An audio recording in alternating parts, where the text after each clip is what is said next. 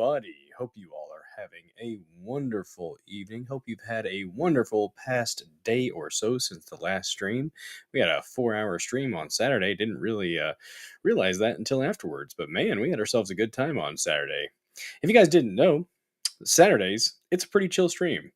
It's the main focus of the Saturday stream is the Dozer Den DJ Hour, where I take your music video requests. We have ourselves a damn good time on Saturdays. I have one topic that we focus on, but for the most part, we're just hanging out, decompressing. The rest of the week, Monday, Tuesday, Thursday, and Monday, Tuesday, Thursday at 9:30 p.m. Central, we cover 3 to 4 news topics and have a bit of a palate cleanser at the end. And I typically will include a segment that I like to call the Massey Minute, because he's one of the most constitutionally consistent individuals in Congress. So we got to give Chad Massey his due. What's up, everybody? Thanks so much to Common Censored for the raid. He got 4 raids tonight. It was a raid train. It was a raid-a-palooza over there on Common Censored. My goodness. Amazing support here on Rumble. Got one from the quartering. Holy crap, that is amazing. Glad for Sterling on that. Great show, by the way, today. I was reading his work, The Core Saga, and I devoured about 40 pages or so while I was watching, monitoring the gremlins. Yeah.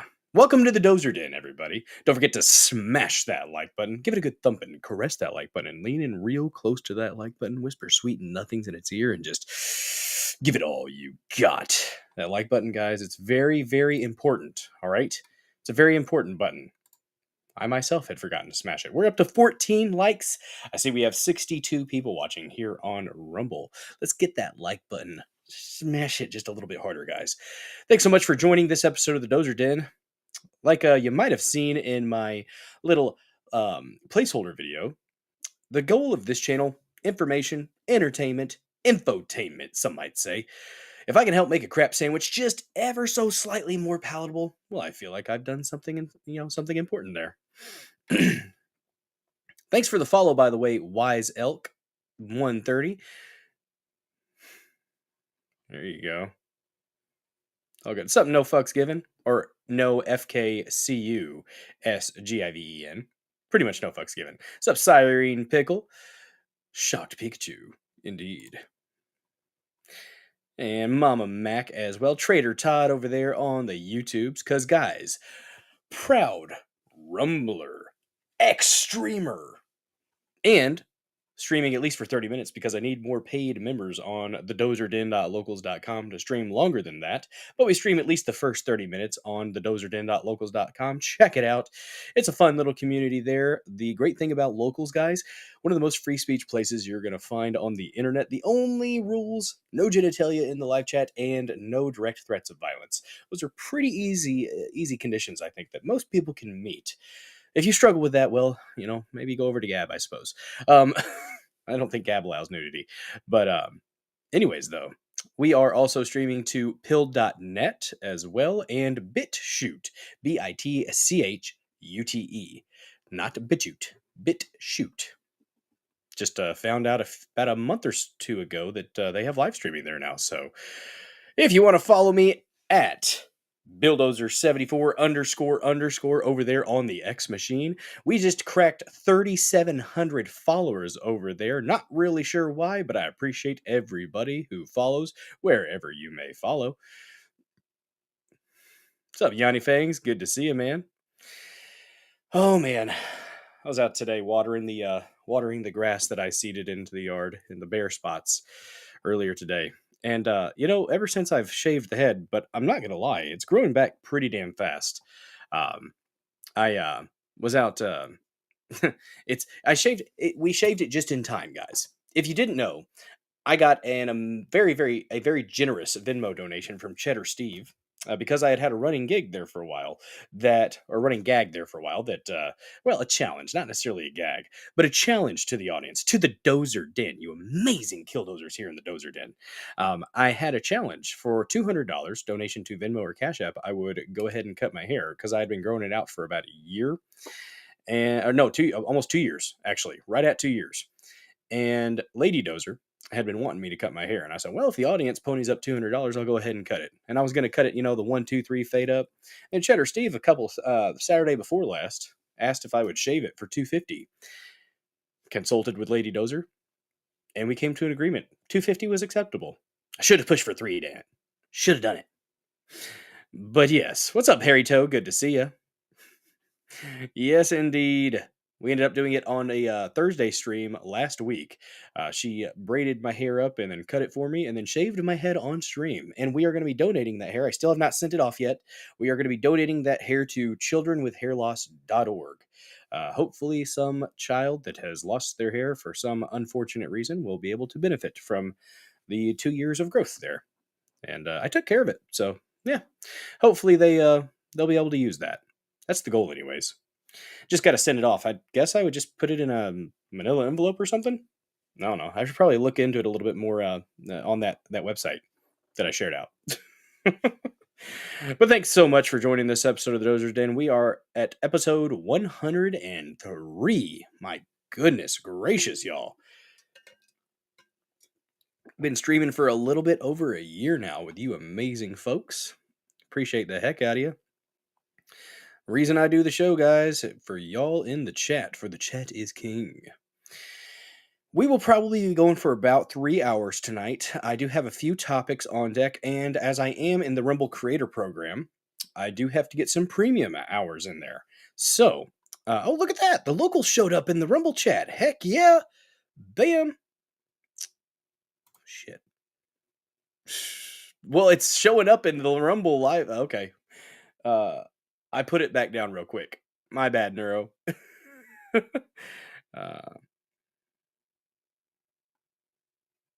Okay, well, it showed up just there. The part that says, okay, let me look over in the locals chat.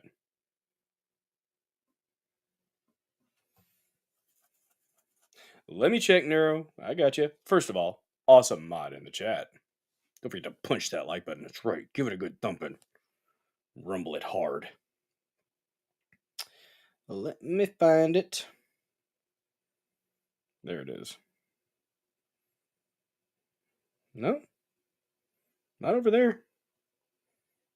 There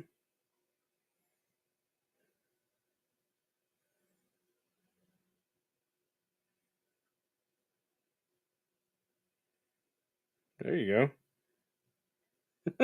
Thanks for the $1 tip over there on the dozerden.locals.com. Appreciate the heck out of that. Pulling McGroin, Slidey Pie, good to see y'all. Thanks so much for joining. Don't forget to smash that like button, y'all. And, oh my goodness gracious, a $5 Rumble rant. Absolutely Chadley. Chadley indeed. Of you. Appreciate the heck out of that.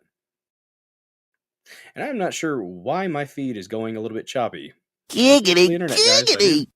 but thank you so much, Harry Toe 2, for turning the chat yellow for $5. Rumble has been freezing for live stuff for the last few days. It goes away after 5 to 10 minutes.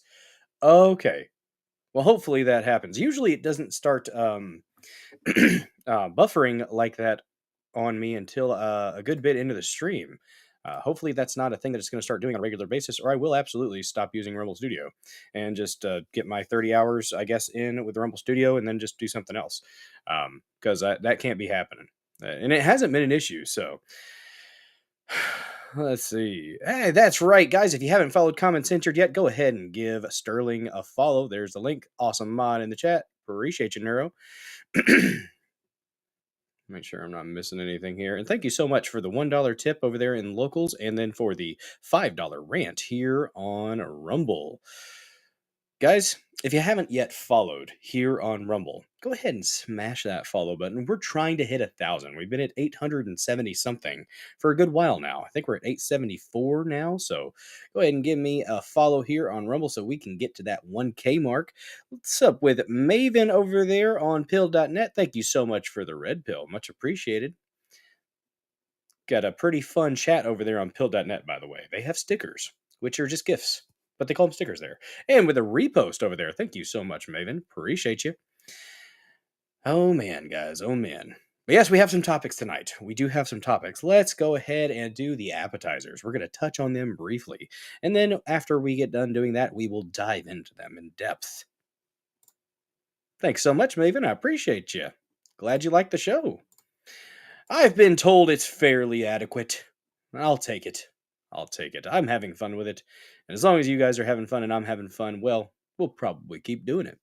Had 100 shows down, looking forward to the next 100. Oh my goodness. I think I've been gifted something over there. Is it a cookie? I've been gifted the cookie over there on pill.net. Thank you so much for that. Where is my GIF? Or sticker, excuse me. Where's my sticker? There it is. Cookie Monster. Yes, I like cookies. Cookies are great. But yeah, guys, that's up, Demon's Wrath. Good to see you. Got a slight tan on your head before you let it off. Let it all grow back. You know, I'm thinking about shaving it again just to get it slick and smooth. I've been out in the sun and actually got some. It was actually baby sun lotion, but it was the only one that I could find. But it was that Hello Hello or whatever. And I've got that toothpaste, that charcoal Hello toothpaste. I freaking love it. My teeth have lightened up quite a. Look at it. Look at those pearly whites. Even the lower ones, they get a little bit of stain there by the gum. That's actually going away. So I really like that Hello brand. If you haven't checked it out, definitely worth your dollars. There you go. You caught up to the live. Good deal. Dozer has a nice personality. Well, thank you. I try. Well, I don't really try. I is who I is, as the Didn't Do Nothings might say.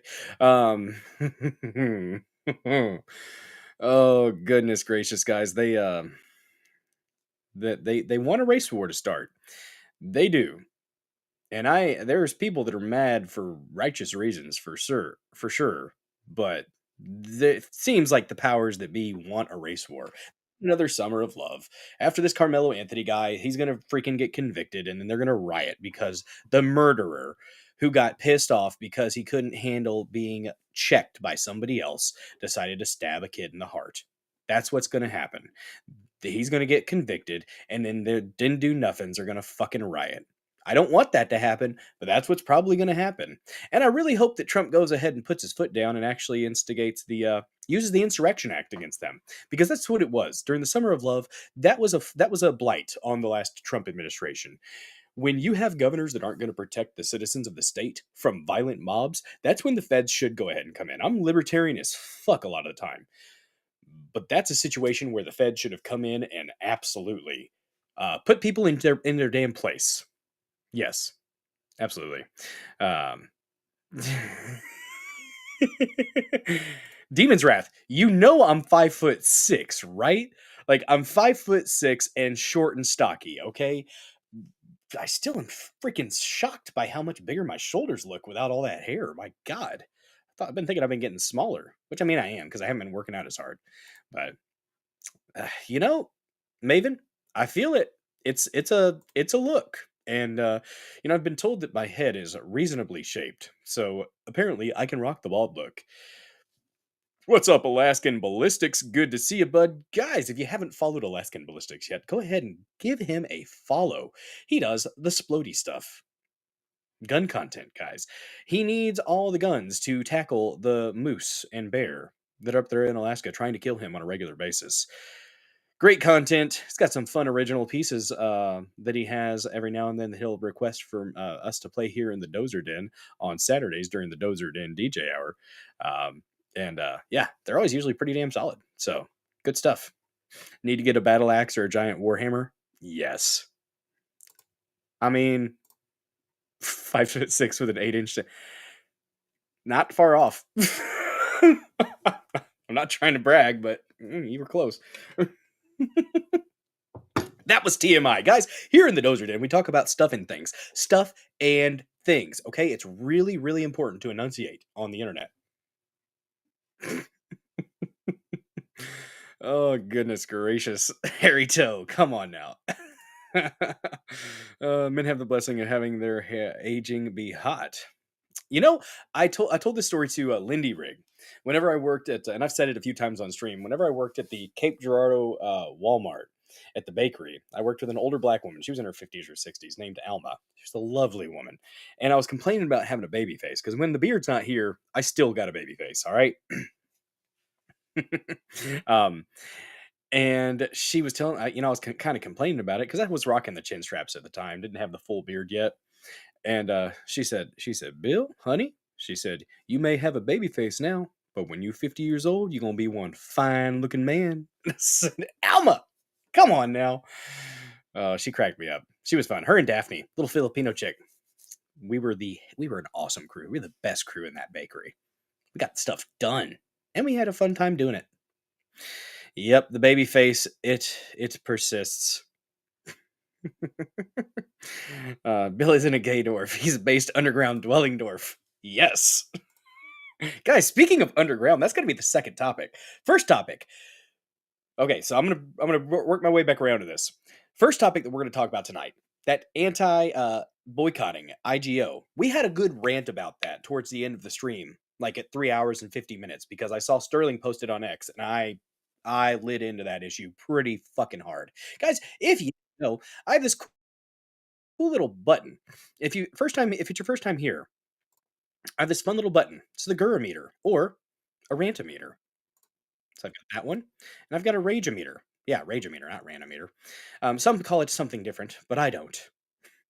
But there are times where I may get a little bit frustrated with things, and I get a little bit animated, get a little bit passionate about things, and yeah, those buttons are for the rants, and I get after the rants. What's up, Rez Truth Pod? Good to see you with another baby face. Never shaved the beard. I shaved the beard a couple months ago, and it's never happening again. Never, never. Thanks, Neurodivergent One. I've heard good things. The Lady Dozer's, she's liking it. She does not like it when I grow my hair out. It's a stick in her craw when I grow my hair out. But I have those luscious locks. Every now and then you gotta make it happen. What's up, T folks? Good to see you. Heck yeah. Good to see all the new folks in chat. Hopefully, I earn your viewership. Because, guys, I will say this. The numbers are nice, and the numbers going up are nice. But I want to make a product that you guys actually enjoy, that you want to come back for Monday, Tuesday, Thursday, and Saturday at 9:30 p.m. Central. That's the goal, anyways. Yes, I shaved a couple months ago. Nobody was happy. I wasn't happy. Lady Dozer wasn't happy. The Dozer offspring were not happy. God was displeased with me after I shaved it. And what it was is, as a man, sometimes your fine motor skills fail you. And I was trimming up right here, right? And I ended up going a little bit too hard. And I ended up with a bald spot. And I tried to even it out. Ended up doing a line right here. Then I ended up looking Amish for a minute because I had to get rid of the mustache, and I ended up getting rid of it all. Nobody had a good time with that. So that's not happening again. Cheddar Steve asked. He said $500 to shave the beard. I said hell no, $1,000, and I will shave the beard. $1,000. I'll go ahead. Venmo or Cash App donation. $1,000. I'd shave the beard. But no, the beard's gonna stay because nobody's gonna do that. So be the bald beard guy. I didn't realize until Lady Dozer had left the stream and shaved my head and got it all lotioned up with that post shave balm. I didn't realize it, but I kind of got a little bit of the Frog Prophet look going on. All right, Alex Jones here. It's like it works. First, they bring back Woolly Madness. So real. Jurassic Park is near. Then there changes.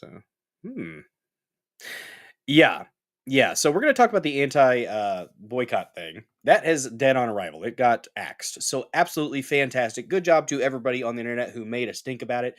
They were paying attention. We even had people like Marjorie Taylor Greene, Matt Gaetz, CHARLIE KIRK, Charlie Zionist Israel Shill Kirk said this was a bad idea because he said the same thing that I said on Saturday stream. This is going to create more anti-Semitism. This type of thing, when you try to squash free speech here in this country and you try to say that Americans can't do something, as Americans, we have this natural urge to say, well, fuck you. I'm going to do what I want. Whatever, I do what I want. All right? That's a lot of Americans have that response to bullshit like that. And it seems like a lot of the basic conservatives even came out and said, yeah, this is a bad idea. And Mike Lawler, dude, you want to go ahead and go off to another country and be part of that country and support that country? Go. Immigrate. Get out of here. But doing the crap that you just tried to do, absolutely unacceptable. We cannot have that happening. But thankfully, it has been squashed, and there are mixed reportings on it. We have a Newsweek article that we'll get into. kind of disparaging MAGA a little bit about not supporting Israel. Good. Like, we don't have to kowtow to another country. This country first, and then others if we can help. That's the way it should be. Maven says her husband can't have a beard until he retires next year. It's a plan. Well, there you go. Gosh, I can't. I get places that want you to be clean shaved. I do, but I would really struggle to get a job somewhere unless it was really, really solid pay. I would be tempted to, if the condition was I had to shave my beard to work there, I would be very tempted to say no. Because I don't want that. Do I have a bunker? I don't have a bunker. No, only the elites have the bunker. And that leads us into the second topic of the show, guys. The second topic of the show, guess what? Apparently, and I'm just seeing this today, so I figured we're going to talk about it today. Sterling got to it last week on it. I missed that show. But former Bushy, I think her name is Witt or something like that, was on with Tucker Carlson and was discussing the fact that apparently there are like 170 underground cities or establishments across the country slash globe, and I think she even said somewhere under the ocean. Maybe I might be having that might be incorrect. We're gonna get into it though. We're gonna get to the specifics here in a little bit. But my goodness, uh, the energy, oh, what's up? Thank you for the follow over there on pill.net, Maven. Appreciate you. Um, but this is something that's very similar to Fallout. Like literally it's what they did in Fallout. The wealthy people had underground bunkers and bases for the end of the world. And you know, it it makes me think, and there's a reason that I have this foil hat over here. It'll go under the headphones later. But it makes me think, it adds to uh, the thought that humanity has come and gone, reached a peak and then fell off. And I'm thinking maybe these quote unquote elites might actually have a little bit of, you know, um, knowledge that we don't. Maybe they know some things. They know something is coming possibly, or they might at least know for a fact that things have happened in the past. If the Earth is truly 4.5 billion years old, it would make sense that after cataclysms, whether it be natural or earthling inspired, that we might have fallen off and gone back to a more primitive style of human slash earthling, and then we bring ourselves back up, advance, and then we end up shooting ourselves in the foot, or nature does it for us, because nature is very, very powerful, far more powerful than we give it credit for sometimes. And when do I think the peak was? I don't think we've reached our peak yet. This current iteration of humanity or Earthlings, I don't think we've reached a peak yet, but I think it's come and gone, and probably, I mean, I don't know. It'd be a guess, honestly. But I mean, you look at the records and look at some of the stuff that was done, these ancient architecture with the pyramids and stuff like that, the precision that they used to machine these stones and move the stones. Uh, I'm thinking that we have knowledge lost, and nearly every culture has a flood myth too. So that's fascinating as well. It doesn't take long for nature to come in and just wipe things out. So, you know, I think they might know something, and I think they might know the true history.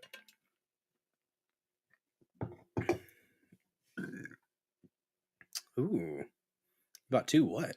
Two of the Mother's Day boxes? Yeah, I'm not happy about it either, Mama Mac. Uh-huh. Yeah. Yeah, safety for me, but not for thee. That's what the elites think. And when I say elites, guys, I don't say it as a positive thing. I'm usually saying elites with disdain, utter disdain, because I don't like people that think that they're above us. Uh, us normal plebs, down here doing our normal grind, we have our things to worry about. But just because we're worrying about the daily grind doesn't mean that we don't matter. You know, we do. We definitely matter. But yeah, it's interesting for sure. And we'll play the clip from the Tucker Carlson interview, and I have an article on it as well that gets a little bit more into the specifics. And so we will get into that. Plus, California um, pretty much is lost. But California Democrats, and this is state, not this is the state legislature in California. They actually, you think I'm an elite guy? Oh well, thank you. Gay. No, no, but they they have decided to block a bill, and this was like a week ago. They blocked a bill that would protect people 18 and under from being sold for trafficking purposes, pretty much. And I cannot think of any good reason for that to happen. The Democrats want kids to be sold into that type of slavery, in my opinion. What's up, Castro? Good to see you, bud. Sup, savages? Bam. Oh, I don't know if I said hi to Pulled McGroin. Hi there, man. Oh man, I need to get some coffee brand coffee. I do like the 1775 coffee though. Not gonna lie, guys. Man, should we do an ad read? I haven't done an ad read in like a few shows. What we got? Do we got? Oh my gosh! You know what? We might as well. You know what? 1775. We just talked about it. Let's go ahead and do an ad read from Rumble Ad Center. It gives creators, small creators like myself, a chance to make a couple bucks. It's like $2.30 here, guys. I've actually bought this stuff, and it is absolutely delicious. I got the 1775 coffee dark roast in February. That was the month, right?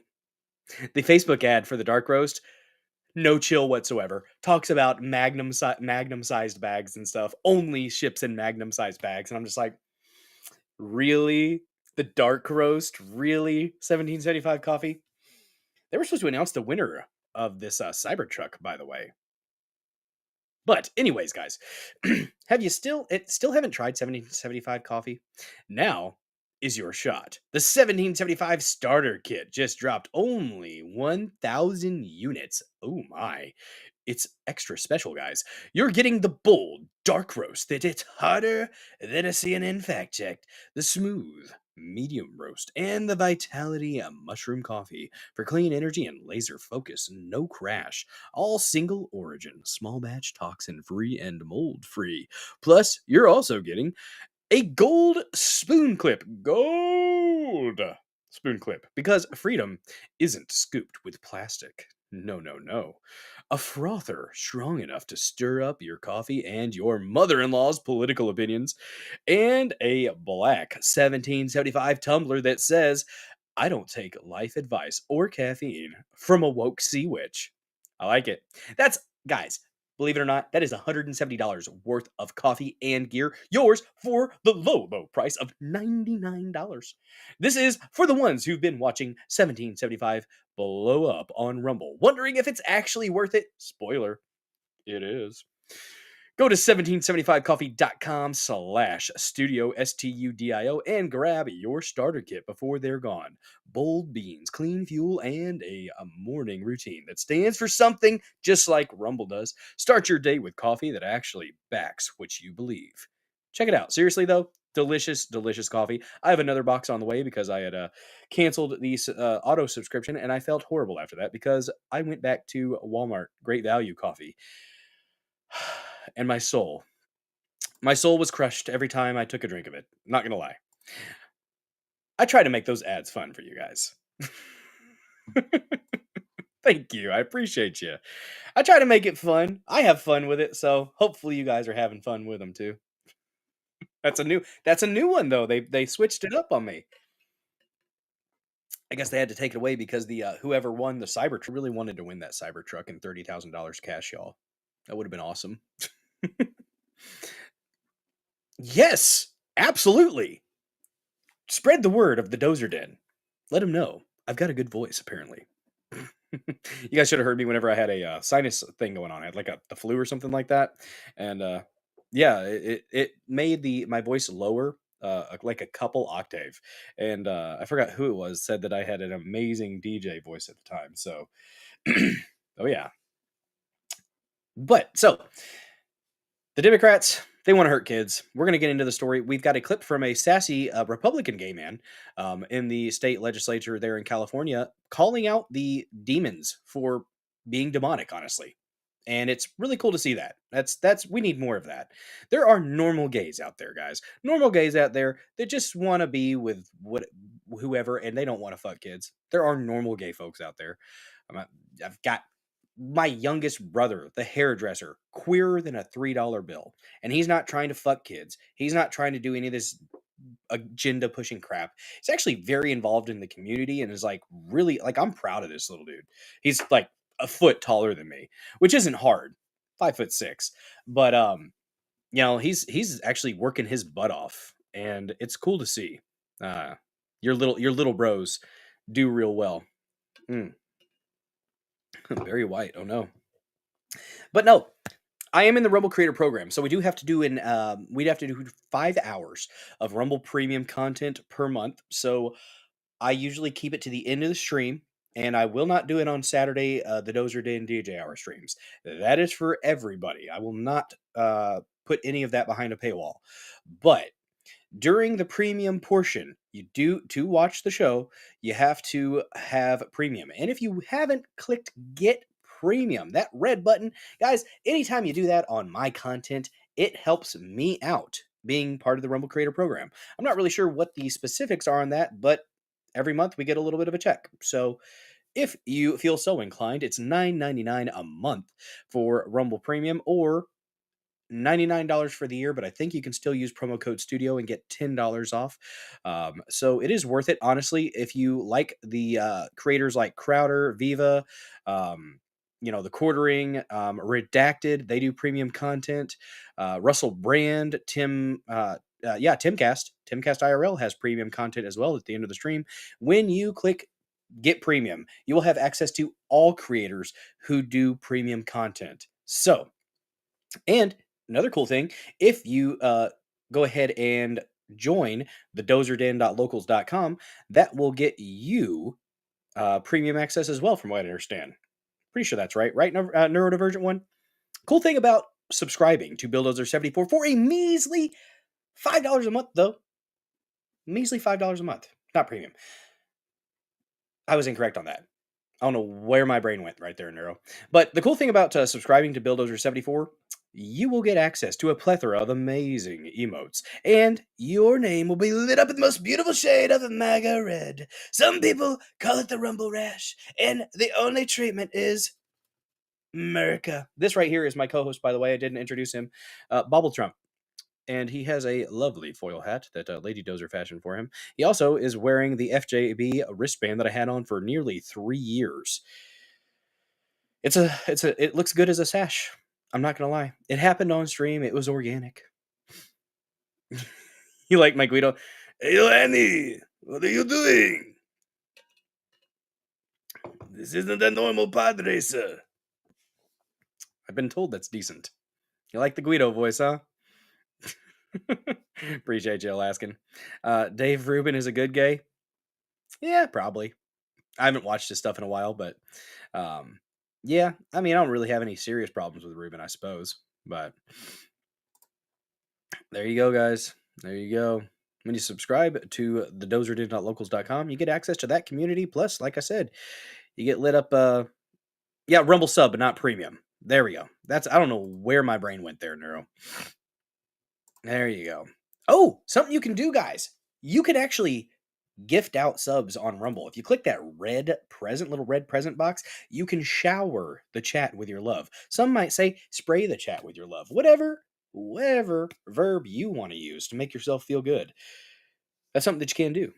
And while monetary donations are appreciated and the monetary support is lovely, I get it if you are not able to do so, and I don't ever want anybody to put themselves out to support a small creator like myself. So there are very, very awesome free ways that you can support this. You can like the stream, like the channel, comment in the comment section. That's a metric that Rumble does pay attention to. Share this stream out with your loved ones, your friends, your family, your ex-girlfriends, boyfriends. These are them friends. I'm not judging. Just leave the animals and the children out of it. Keep it consensual between adults and preferably behind closed doors, and you won't have a problem with me. But yes, excuse me. I need to be a little bit quieter. Yeah, that's right. Spray the chat with the red rash. Boom. And liking.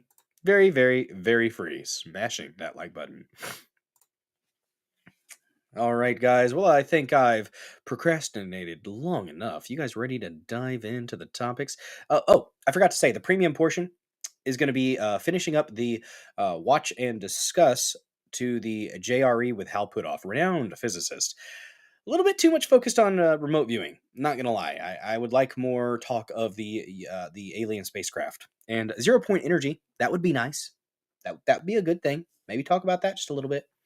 Oh, there's the Discord. I almost forgot, and actually did. I posted it when I first posted it. It was the old link, and if it's a link that is past 24 hours or a few, I think there's an hour limit on those Discord links for the invites. But we do have a pretty decent little Discord community. If you want to join that, and you can hang out there. I've got a bunch of different channels within that, so yeah, it's a fun time. Got some fishing stuff in there from weekend after Easter, where we had Easter over at Mama Dozer's. Caught a 6.5 pound largemouth. And we are going to be doing some outdoors content this month. It's going to happen. I am determined to make this happen. I have entertained the idea of getting Starlink so that I can have decent signal in some of these places, because some of the best places to fish kind of off the map, and you don't get great signal out there. So I did a whole stream for an hour where I caught 3 fish. I did. Caught 3 of them. But none of it took on Rumble Studio, the mobile Rumble Studio, which is, yeah. Oh, yeah, Slidey Pie. I heard that. Open up Alcatraz. Yes, do it. Criminals shouldn't be comfortable. If you're guilty, you shouldn't be comfortable. You should be getting used to the fact things are going to suck. That's the way it should be. I'm for it. There you go. Help the quartering out. Get him back in the black. So I think he's kind of struggling to get to his goal, but he's close to it from what I understand. Get that Mother's Day gift box. It's on Amazon, guys. Check them out. The quarterings coffee. I've heard it's delicious. I personally cannot say whether or not it tastes lovely, but I've heard a lot of good things. So there's Trader Todd over in the Rumble chat. You don't trust anyone in the TTSA to the Stars Academy. Hal Putoff is a CIA shell. Ooh, okay, Harry Toe. Okay, all right. See, I didn't know that. That's interesting, though. The way he focuses so hard on the remote viewing and tends to go back. I kind of was messing with C Dubs whenever he kept saying he was going to go back to remote viewing over and over again. But no, he kind of brings it up a lot, even when it's not really needed. And I'm not saying that the remote viewing isn't legit. There's interesting research behind that.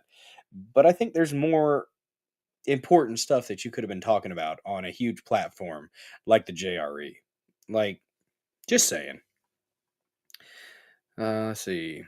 Oh, see ya, Alaskan Ballistics. Thanks for stopping by. Don't forget to smash that like button on your way out if you have not done so already. Drop a comment, too. Say something nice. Call somebody a fag. Start a fight. Or start a friendship. Whatever you want to do. Hang out in the comment section for a minute. Appreciate the heck out of your support in whatever way you may be able to support this channel. I think our corrupt government criminals should be put in that prison, and we citizens can go take tours and be able to see justice like a zoo. Yes, Mama Mac. Yes, I think our corrupt government criminals should be put in that prison, Alcatraz, and we citizens can go take tours and be able to see justice in real time. Yeah, maybe we can, maybe we can feed them pellets and stuff. Bring the kids. Oh, that's a good idea. I like it. It'd be an attraction. I'm for it. Yes. I like this idea, Mama Mac. Oh, man. What did I have here? Did I bookmark this thing? I don't think I did. First thing, though, if you get MTG on your side of this issue, you know it's interesting. I have this little snippet from MTG with Steve Bannon. And he called the Honey Badger. Is that Steve Bannon's nickname? Can't remember. But she's her response is pretty solid. Interesting, Harry Joe. TTSA sold stocks at $200. I don't know how the SEC feds didn't investigate. Well, it's a little bit of scratch. You scratch. What's up, Murney? I scratch you back, your back, you scratch mine, kind of thing. I believe this is the first time I've seen you in the chat there, Murney. If that's your actual name. Where is it now? Yeah. Good to see you. Welcome to the Dozer Den. If you have not yet smashed that like button yet, go ahead and do so for me. Glad to have you here. All right, let's go ahead and pull this clip up here from MTG with Steve Bannon.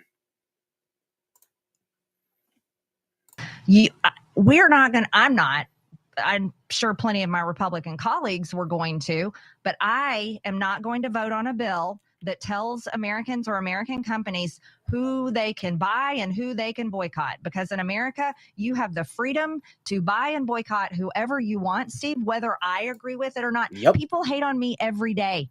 They give me death threats every single day. They say lies about me every single day, and I still defend their freedom to do that. That's called the First Amendment. Yep. That's pretty much what I said. On Saturday, you cannot expect to be taken seriously as a country that is supposed to have the First Amendment, freedom of speech, as one of the bedrocks, right? That is a God-given right to say what you want and express yourself in whatever way that you want. And if that means that you're boycotting our greatest ally, Israel, then you should be allowed to do so. And you shouldn't be facing a, $1 million fine or 20 years in prison for participating in a boycott of a country. Fuck that noise. We are not beholden to other countries, and I'll be damned. I will be absolutely damned if this is something that is going to persist. This has to stop, and it cannot continue that we have establishment Republicans and Democrats that believe that we should kowtow to the mighty Israel. No.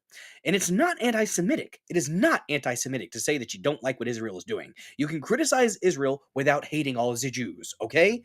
That is absolutely something that you can do. And if you can't separate those two things, well, maybe you need to think a little bit harder. But the fact that we have lawmakers, Mike Lawler, you can go eat all of the phalluses for all I'm concerned. You do not have a place in government at this point, as far as I'm concerned. You need to be cast out for trying to pull this bullshit. No. We can boycott who the fuck we want to boycott. Fuck off, Mike Lawler. Dickwad. But yes. Yes, indeed. Oh, damn. We get a $5 million fine. JK. Neuro. See, Harry Tote, this is why I say it every now and then. It's important. You got to say smash that like button. What are we up to, by the way? Let's check on it. But this HR House Resolution 867, I'm pretty sure. Fairly sure I got that right. Oh, we have a thumbs down. Oh, 23 likes, though, including myself. Because why not like your own stream? If you're not liking your own stream, I mean, come on. All of the phalluses. All of them. Yes. All at once.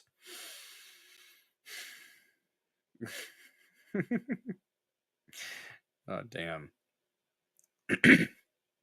Oh, there you go. Cool. But yeah, they, if you get MTG, if you get CHARLIE KIRK, let's look up CHARLIE KIRK's statement, because I had heard about this, but I hadn't actually read it. But this surprised me. I kind of expected CHARLIE KIRK to be on the side of this. He's typically one that will,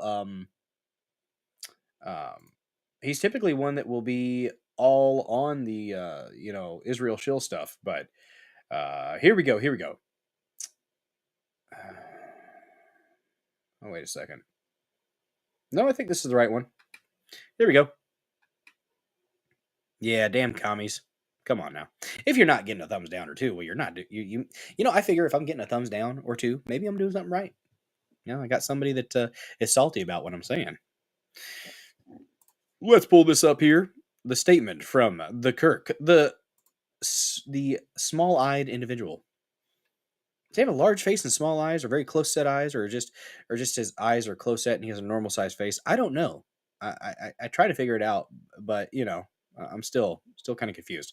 Charlie Kirk said tomorrow this was going to be voted on. The House will vote. It's not anymore. The House will vote on HR867, a bill that will criminalize private boycotts of Israel, fines of up to $1 million, and prison time up to 20 years. Bills like this only create more anti-Semitism and play into a growing narratives that Israel is running the U.S. government. Yeah, a little bit. APAC, just saying. Just saying. Yeah, I don't care for Charlie Kirk either, but I'm pleasantly surprised that he had this perspective here. In America, you are allowed to hold differing views. You're allowed to disagree and protest. We've allowed far too many people who hate America move here from abroad, but the right to speak freely is the birthright of all Americans. This bill should not pass. Any Republican that votes for this bill will expose themselves. We will be watching closely.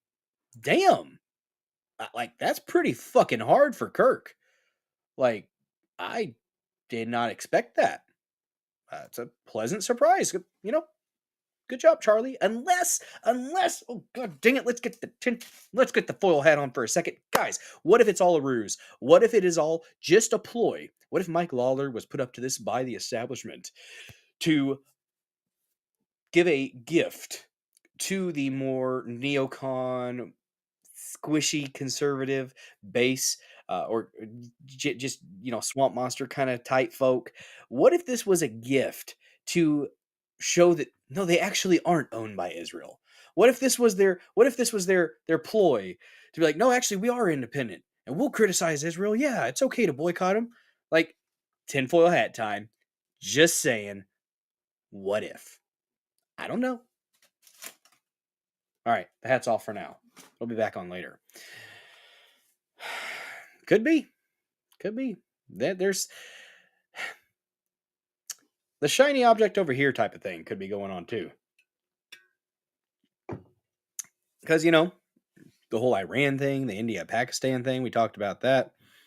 You love the protective hat? Well, thank you, Murney. Appreciate that. It's very, very special. Some people call it the Illuminipple. I need to get more variety with my foil hat attire. I currently have one. I need to make more. Maybe put one in the shape of a bulldozer. That'd be kind of cool. Your tinfoil hat's always on. It's surgically attached at this point, huh, Harry Toe? Yeah. Some of this fighting seems that Nero. You're picking up what I'm putting down. You're thinking it too. I know you're not. This is, you got to think. There's what's right in front of you, and then there's the stuff that's behind it. There's the stuff that's in the undercurrent that you have to. That's quite subtle, and it very well could be a manufactured. It got everybody pissed off. I'll say that. I mean, libertarians, conservatives, the Democrats. This is something that everyone was like, no. You can't do this. This is not something that we need to have going on here in our government. But need to show Pyro how to raid out. Oh, it's not that hard. Pyro should be able to figure that out. He's capable.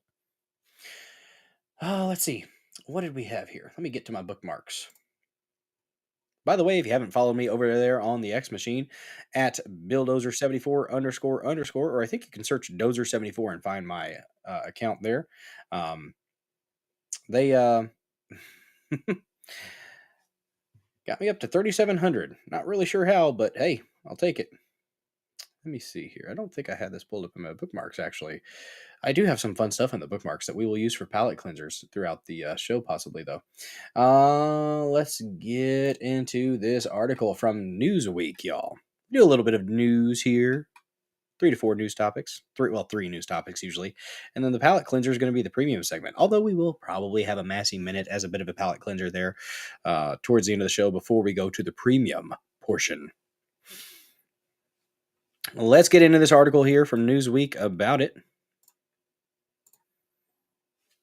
It seems to be a little bit of a, I don't know, maybe I'm just reading into this, but it seems like they're kind of using the MAGA leaders as a bit of a, like an insult.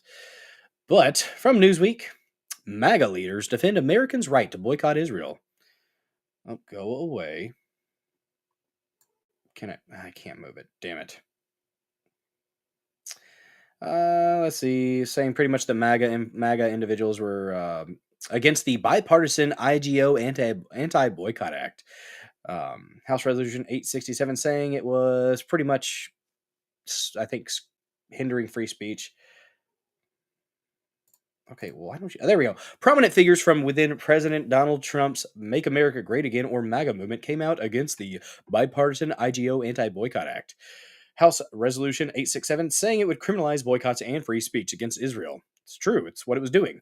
After the backlash, a pending vote slated for Monday was canceled.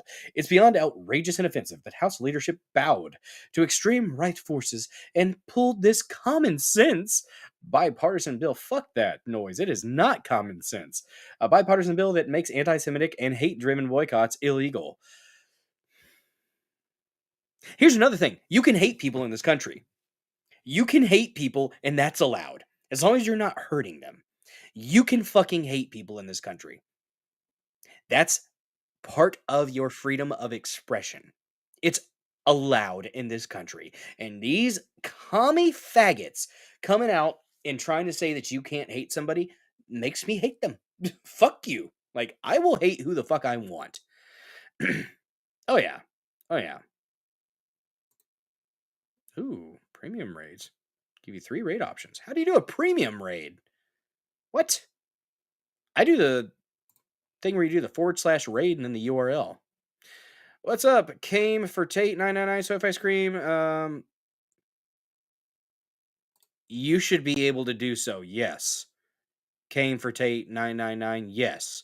You should be able to do that in this country. You should words. We said this. I said this on the stream Saturday. Words are fucking words. Get the fuck over it. No, you shouldn't expect violence for saying a word that hurts somebody's feelings. Now, is it smart? No. Is it a nice thing to do? No. But in this country, we have freedom of speech. And like the lady, the Shiloh lady, I kind of think they might, I don't know. I'm very suspicious um, of that whole thing. Because why was he there if he didn't have a kid? She apparently had a black boyfriend in the past. Maybe they knew each other. I don't know. But hell, Matt Walsh actually had a pretty base take on this. This has been like a death blow to cancel culture because she got like $550,000 just for saying the word. And I have a life outside of the internet. So while I'm a bit of a free speech absolutist in some ways, there are some things that I'm not going to say on stream and that I would ask that maybe we don't say in the chat. But I appreciate you, Came for Tate, the way you said that. Oh wait, did he get banned? Shit, neurodivergent one, joking. Hopefully, unless he did something crazy. We've only had to ban a few. There's somebody that called Trish, our lovely mod in the chat. Which prayers to Trish? She's struggling with some stuff, guys. So prayers and good vibes to Trish, lovely mod. She's got some stuff going on, bad weather plus health stuff. So definitely keep her in your prayers. The health stuff. But what's up, Coco Dominky? Good to see you. Thanks for joining this episode of the Dozer Den. Don't forget to smash that like button if you have not done so already. Yep. Obama was one of the, you can tell by the size of my head. Yes, I do have a big head. Obama got this hate speech crime shit started with no pushback from Capitol Hill. The woke right is Congress. Ooh, interesting, Wise Elk. Yeah. Obama could have been a uniter. He could have been, but he chose to divide. And that's when the whole BLM bullshit started. Like, it could have been a glorious moment. Like, it could have been. But he decided to be a divisive faggot. And, if Trayvon, if I had a son, he'd look like Trayvon. Well, we beat up here. And, no, he was horrible. Yeah. Yep, Obama was not a good guy. Not at all. Well, is not a good guy. He wanted this country to fail. What's up, Dirk? Is Dirk Gently? What's up, Dirk? Good to see you, bud. Thanks for joining this episode. All right, let's go ahead and get back to the article here. We've had a bit of a squirrel moment. Guys, I squirrel from time to time here on the stream. I do it in real life too, so this is nothing new for me. But to somebody who might be new to the Dozer Den, you're going to have to get used to it because I squirrel often and I squirrel hard. Oh, maybe some undiagnosed ADD. I don't know. That or I'm just all over the place. We do a little bit of weaving. We weave here, we weave there, and then we come back. Bam. Right to the heart of things. I say faggot all the time. It's like, I don't know, don't be a fag. Like, and when I say faggot, guys, when I say faggot, I'm not talking about the gays, okay? I'm talking about somebody being an asshole or an annoying shithead. I'm using the 90s definition of fag, okay? I don't really care if you're gay. Just leave that shit to yourself. Don't be trying to put it on kids or nothing like that. Don't be trying to sling your meat in places that it doesn't need to be slung. But you know who does have some meat that needs to be slung? Anton, with some of that amazing biltong, www.biltongusa.com. Did you guys like that transition? That was lovely, wasn't it? This Wagyu, I've almost got this bag gone. This stuff is delicious, guys. This is what beef jerky wishes it could be. And if you go to www.biltongusa.com and use promo code DOZER, DOZER, guess what? You will get 10% off of your order. And trust me, guys, I am not blowing smoke up your ass here. You are going to appreciate every dollar that you spend on Anton's Biltong, okay? This product is just absolutely superb. It is a healthy alternative to the junk food snacks that you put in your body all the time. It is actually a decent little meal replacement, guys. I've used it for lunch. I've used it for breakfast. I've used it for dinner. Biltong, all times of the day. Sincerely. I put some biltong on some cheese pizza the other night after stream because somebody mentioned it. And I've done it before, and it's been about a month since I did it last, but it was absolutely delightful. Guys, this stuff is chock full of iron, creatine, B vitamins, protein, magnesium, potassium, zinc. You know what it doesn't have? No added sugar, gluten, MSG, and no soy.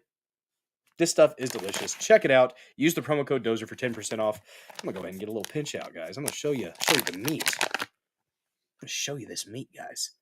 It's delightful. Sincerely. Like, it is really good.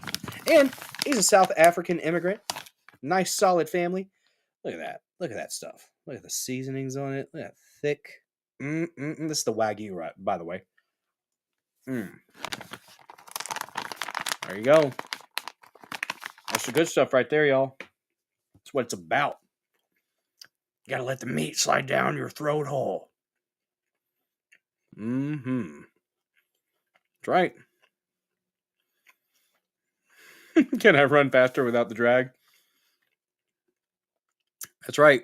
Biltong's nothing like jerky. It's like I said, it's like what jerky wishes it could be. So much better. So much better. Yes, Dirk Gently. I do. I'm more aerodynamic now. Yeah, if I needed to go for a quick swim, less drag, absolutely. Christmas is awesome. Gives us time to remember who killed Jesus. Fucking Christ. They tried to put that in legislation that you couldn't talk about, but literally it would have criminalized the New Testament. Yeah, I mean, and I said this on stream Saturday. I mean, Jews also were supporting Jesus. So you had a faction of Jews that were supporting Jesus, faction of Jews that hated Jesus. Yeah. But yes, that is a thing that happened. It was Tinder. That's right. There we go. Let's get back to the article here, though. Figured we'd go ahead and get that ad read out of the way. I wonder if Anton would appreciate that transition. We're talking about slinging meat. I had to, damn it. Oh, look at that. Guys, if you want to donate directly to the Dozer Den, Venmo and Cash App, those are two options that you can use. When Rumble rants, they are wonderful. Don't get me wrong. I do love my Rumble rants. But Rumble's got to take a little bit of that. So if you want to donate directly and make sure that all of that goes to moi and Lady Dozer and the Dozer offspring, Venmo and Cash App, those are options. Back to the closet. Understandable. Xbox Live Speak should be normalized. Oh my gosh. Y'all are having a good time in chat. Good to see it. The wops? Guys, it wasn't just the Jews. No. The Italians. Fuck. Came for Tate. What? Cut of Lord, it was cut a hair out of the bag. No, good Lord. That is still over here to the side. I need to ship that hair off. By the way, I am donating my hair to childrenwithhairloss.org. I just actually have to do it. Yes, it was Jews, just not all of the Jews. That's the thing. It's like the blanket statements that people do. To the article, damn it, guys, you got me squirreling hard. All right.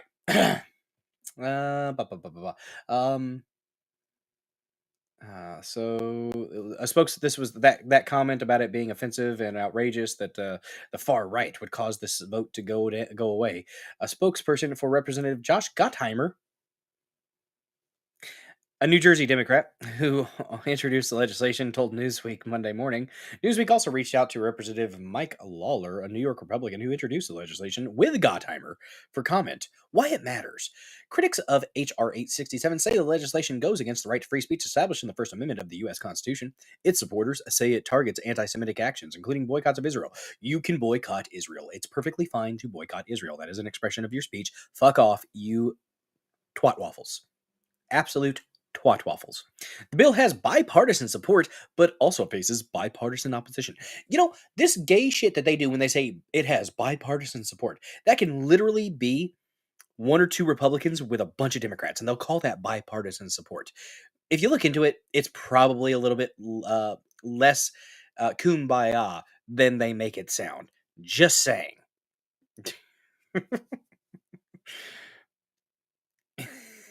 Harry Toe, are you a child with hair loss? Because if not, it might be a little bit creepy. I mean, if you have, I think if it's creepy, Lord, is it creepy if you buy it? Yeah, it would be a little bit creepy. Do you have a child that has experienced hair loss? Well, got a bag of hair here for you. I really got to get this off my desk. Yes. Yes, the establishment is. I think the establishment's starting to die off. I do. But yeah. I feel you, Wise Elk. Let's see. What to know. According to the lawmakers who introduced the bill, Lawler and Gottheimer, HR867 amends the Export Control Reform Act of 2018 to include international governmental organizations, IGOs, in existing anti-boycott laws. The congressman said in a January press release that the change targets harmful and inherently anti-Semitic boycott efforts undertaken at IGOs, while also extending protections already in place for boycotts instigated by foreign countries. However, critics warn the bill threatens the constitutional rights of Americans. The penalties under the legislation include civil penalties, criminal fines of up to $1 million, and imprisonment of up to 20 years for supporting calls. That is the most fucking outrageous thing I've ever seen. And the fact that they are saying this without being like, yeah, and that's a bad thing. Like, critics warn. Like, that's fucked up that they're even entertaining this idea. Like, I can't believe that they actually were going to bring this to a vote. House leadership should have never, ever. This is why Mike Johnson's a fucking piece of shit. Honestly, fuck Mike Johnson. Would we have been better off with McCarthy, guys? I hate to say it, but we might have been. McCarthy might have been better. Shit. Thomas Massey might have been right about that. I didn't like Thomas Massey for that one. I like Thomas Massey a lot, but on that one, I was like, what the hell are you doing, bro? Come on, man. What are you supporting Mike McCarthy for? All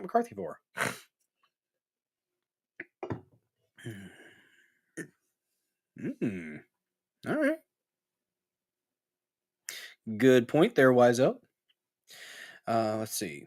A number of prominent MAGA lawmakers said Sunday they plan to vote against the legislation after the public backlash. Representative Marjorie Taylor Greene, a Georgia Republican who had opposed the bill on X, formerly Twitter. When can we stop saying formerly Twitter? I think it's been long enough. Wrote that the vote was canceled. I'm told we're no longer voting on this. It's been pulled. She wrote in an X post. Now let's vote on the promises we made to the American people, the agenda that gave us historic victory in November 2024. President Trump's EOs and make Doge cuts permanent with recessions. Yeah, the EOs don't have teeth until they're actually put into law because they can be wiped away by the next administration. We have to see legislative action to put them in stone because they will be wiped away by the next administration. Usually it flips back and forth between R and D. So while we like to think that JD Vance would be the next one, or maybe one of the other Trumps, who knows? I'm not for a dynasty, but maybe Don Jr. I don't know. Yeah, uh, you've got to make these things. You've got to make these things long lasting, or they will be wiped away. What's up, Canadon? Good to see you. So the last 5 years, getting healthier, eliminating big pharma and processed foods. My gray hair is now growing with your OG color. Well, hell yeah! Good for you, getting rid of the grays. Got a few inches of color at the ends. Great. That is so cool. Well, hell, maybe I could. I started getting gray hair when I was 13, so I don't know if it would have been. I drank a lot of soda when I was little. Maybe it was the soda, the high fructose corn syrup. Maybe it was turning me gray. I don't know. Canadian says, I want my elected officials to reach across the aisle to slap the other side. Back in the day where you could get beaten with a cane in Congress. That was something. Ooh, that's interesting. Very interesting. Let's see. So she said she'll be voting no. It's my job to defend Americans' right to buy or boycott whomever they choose without the government harshly fining them or imprisoning them.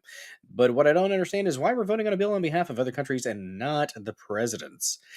Yeah. Yeah, this was bad. When this came up, this was bad. They should have never been a thing. Should have never happened. But, you know, that's how it goes sometimes. Hmm. Oh, okay. Okay, I know what you're saying. Let's see. The legislation came amid ongoing protests against Israel, with university campuses in the spotlight due to students demonstrating against and criticizing the Middle Eastern ally of the United States. Mm. Supporters of the protest said they are standing up for Palestinian rights amid Israel's war in Gaza. Critics of the protests, which often call for boycotting Israel, say the demonstrators are anti-Semitic and threaten Jewish students. There is some of that does happen, and that's not okay. Don't threaten people based on their immutable characteristics. Not cool. Meanwhile, some Jewish students and groups also participate in the protests against Israel. Also true. It's mighty convenient that October 7th happened whenever Bibi Netanyahu was getting close to being removed from his position, right? They let that happen. They let October 7th happen. I hate that, but it was their 9/11. 10/7. The emotional attachment to it, the fact that people were killed, that gave them the excuse to go in and just completely level Gaza. And the way I've said it multiple times, I don't think we should be playing around in the sandbox. You got your own shit to fight each other for? Do it. Whoever wins, wins, and we just deal with whoever's the winner is. I don't think we need to be spending money on Israel or any other country right now, or sending weapons to any other countries right now. We need to be focused on ourselves and making ourselves strong. And then after we get that done, then if we want to go ahead and help people out, good. Do that. But if it's not America first, I don't like it. So, you were in the wrong locals chat. Uh-oh. Yeah, I saw that. I had to pull up the one. See, are you in the other one now? There you go. I see you now, Neuro. Where were we? Israel's current war against Hamas. It's not just Hamas. They're not just targeting Hamas. They've gone far, far past just targeting the terrorists. It sucks, and you can't. War's ugly. War's freaking disgusting. That's the way it is. People that are innocent are going to die in war. But if you're going to do war, just do all out war and rip the band-aid off, because you're causing prolonged suffering by doing this one, like little nip, right? Death by 1,000 cuts leads to a lot of blood. Okay. Yep. Goes for both sides. Both sides suck. I don't think we should be messing around in the sandbox. I've said that for years at this point. I made a standalone video before I started live streaming. That was about 20 or 30 minutes or something like that, about the Israel-Palestine thing. And I got into the history of, the creation of Israel and all that, and how you could the back and forth between the factions. They're cousins that have been pissing each other for a millennia. We're not going to fix that shit. They're going to have to fight it out and figure out who's the winner, and then we need to just deal with it after it's done. That's where I'm at. I'm a more hands-off approach. I'm not saying I'm, an isolationist, but I am a non-interventionist. And if it doesn't affect our interests and it doesn't affect our safety, you do you. You have a territorial dispute. Fight it out. Figure out who's gonna have claim to it, and then be done with it. Simple as that for me. Israel's current war against Hamas, which the U.S. designates as a terrorist organization, began in the aftermath of the Palestinian militant group's October 7th, 2023 attack that left more than 1,200 people dead in Israel. Just happens to be that one of the most sophisticated intelligence organizations just happened to drop the ball, though, right, guys? They just happened to drop the fucking ball, right? Bullshit. What's up, FN Super Trucker? It's a show, it's a distraction? Possibly. Since the war started, more than 50,000 Palestinians have been killed and over 100,000 injured. Yeesh. What MAGA critics of HR867 say. Representative Anna Paulina Luna, pretty easy on the eyes, not gonna lie, a Florida Republican on X, HR867, up for a vote tomorrow, aims to curb anti-Semitism but threatens First Amendment rights. Americans have the right to boycott and penalize, and penalizing this risks free speech. I reject and vehemently condemn anti-Semitism, but I cannot violate the First Amendment. It's fair. Representative MTG, Georgia Republican. We already read that one. Representative Thomas Massey, Chad Massey, Kentucky Republican on X, responding to Green. I agree with MTG. I'll know on this bill as well. Matt Gates, if this bill becomes law, how many Israeli products do I need in my home to avoid fines or prison? Oh, getting spicy. If I leave an Israel-made product outside my home, is it the 2025 version of lamb's blood that keeps my family safe? Holy fuck, Gates, you got spicy. Bannon said after a prominent Trump ally and host of the War Room podcast shared Gates' post on Gitter and wrote, "Fact check, true." By the way, guys, I'm back on Gitter. I had it. I hadn't opened it for the last year and a half or two. I think 2023 was the last time I got on it. I've got over 1,000 followers on Gitter. Not really sure how that happened. I think I had like 800 whenever I stopped using it, and then I guess I just kept getting more. But yeah, follow me on Gitter, Bulldozer74 there as well. Interesting. You put on a show, put on a crisis to take away a right. Mm-hmm. Yep. What's up, C-Dubs? Good to see you. After years of marrying their cousins, I'm wondering about their IQ levels. Oh, well, that's a fact. They do marry their own cousins there. That's the Middle East for you. The sandbox, guys. We don't have a place there right now. Let them do what they do. Although I will say I would prefer that they not be hurting children in the way that they do. That's a problem. A lot of honeypots on Gitter. All right. I hadn't been on there for like a couple of years, so I figured I'd get back on there. And they have live streaming there. I might try to figure out a way to live stream to Gitter as well. So, hey, well, why not? Add another one. Ew, C-Dubs. Wish you had a cousin to kiss. There it is, immortalized. CW wants to kiss his cousin. Or at least wishes he had one to kiss. Ooh. What supporters of HR867 say, so at least it's providing both sides of the issue here. Gottheimer, spokesperson to Newsweek on Monday, who was behind this effort to block the legislation? None other than a member of Congress who once claimed that Jews have space lasers. That's a fucking lie. That's a fucking lie. MTG was talking about the fact that they do have lasers that they can use from space.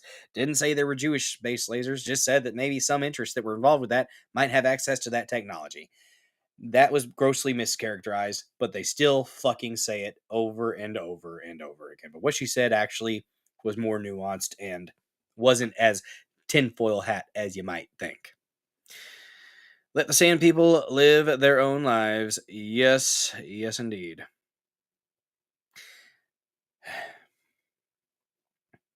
And another who refused to condemn Hamas, Representatives MTG. So that's what you say. That's what you say about Thomas Massey. Refused to condemn Hamas. You fuckers over at Newsweek, eat shit. should be well, I guess they're just quoting this guy, Gottheimer. Representatives MTG and Thomas Massey should be ashamed of themselves. Democrats and Republicans must work together to combat efforts to isolate, delegitimize, and demonize the Jewish community and our key democratic ally, Israel. Nothing that they are saying is going against the Jewish fucking community, you goddamn liar. Fuck you, Gottheimer, you stupid fucking sack of shit. Stop strawmanning. That is not the argument that we are making, and it is not the argument that MTG and Thomas Massey made. You absolute cunt. I don't like Gottheimer. Lawler, in a January statement, said, I'm proud to reintroduce the IGO Anti Boycott Act, a bipartisan effort to protect U.S. citizens, businesses, and our allies, and particularly Israel, from discriminatory boycotts. So, can you boycott Palestinian efforts? Is it okay to boycott those? Because if you're going to single out and say you can't boycott Israel, well, then you can't boycott anybody else. This is favoritism, and it is not allowed. No. Yeah. Uh-oh. There's some rules in the App Store? There are rules in the App Store for sure.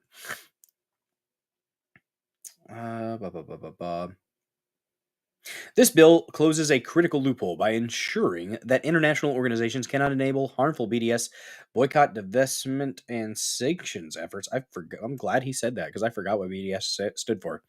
Boycott, divestment, and sanctions efforts. This legislation is essential to safeguarding Israel's security and economy from unjust attacks. Gottheimer in a January statement, international organizations can't get away with targeting our key democratic ally, Israel.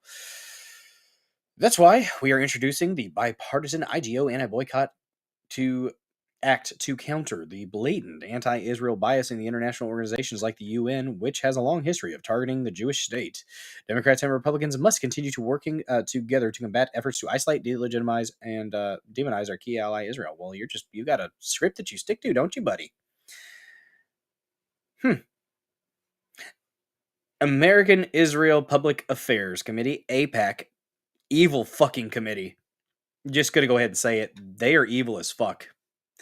Strongly supports the IGO Anti-Boycott Act, which makes clear the U.S. will not countenance UN-instigated boycotts of our ally Israel. What happens next, guys? What's next? HR867 was slated to come up for a vote in the House of Representatives on Monday. However, Green said Sunday that the legislation has now been pulled, and its fate is unclear. Is unclear. Well, it needs to go the fuck away. Update. Comment from Gottheimer was added. Green's latest comment about the legislation being pulled. Well, there's the article. There's their take on it. There's the pros, the cons, the slant that was definitely present there. There was definitely a slant. Oh, who's taking off? Putting your tinfoil hat on now. Uh-oh. Well, C-dubs, you ready for bed, man? Rest well if you do go to sleep, but I think you're going to be here a little bit longer. You say you're going to sleep. You say you're going to sleep, man. I don't believe you. I don't. But if you do go, then rest well, C-dubs. Thanks for popping in, and don't forget to smash that like button if you have not done so already. How many likes are we up to? We're up to 27 likes and 2 thumbs down. Well, shit. There it is. Must be Midwest or NYC. I'm in Southeast Missouri, so Midwest here. Oh yeah, we're Central Standard Time. Well, at least I am. There's some people that aren't. Some people are East Coast, which is that imaginary time zone. East Coast guys. All right. Let's see here. Our lampshade's real. I'm not sure what that reference is for, FN Super Trucker. I'm curious, though. Hey, do we have some things going on here? Oh my goodness gracious, we have 2 more followers. Thank you so much to Res Truth Pod and Silver Spence for the follows. We are up to 875, I think? 876, heck. Absolutely amazing. Thank you so much for joining the Dozer Den, being one of the amazing killdozers here, rolling on. Guys, share this stream out. Let's get more eyes on this channel so that we can welcome more killdozers into the Killdozer army. Currently metaphorical, and it's probably going to stay that way. Just saying. Oh, you're Pacific. I got you. All right. Oh, Cali is below you. Got a problem? Nah, Craig, I don't have a problem with y'all East Coasters. I actually was born on the East Coast. I was born in Georgia. I was talking with the the band members, which I guess they're bandmates to each other, band members of the Callous Dowboys. A concert. I went to a concert last Wednesday. Beartooth was the headliner up in St. Louis. Fantastic concert. But I was talking to the Callous Dowboys because they said they were from Atlanta, Georgia, and I'm like, well, I was born in Georgia. I remember going to Lake Altoona, Lake Lanier, having a good time down there. That's one thing that I do miss about being down in the Southeast. It was much warmer, more of the year. It was good. It's good. Ooh, you got a new bed coming up, huh? Cool. Let's go ahead before we get into the next topic. The next topic, by the way, is going to be about the underground stuff. But we've got some fun things to share. Some really fun stuff. Just some random stuff to break up the newsy vibes here. We've got some just mindless things here that I want to share with y'all. I think that's a good idea. Check it out. This is pleasing.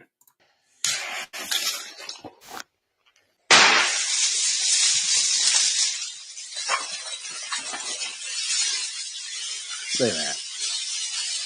How many hours did it take them to set that up? What you don't know is it said something naughty.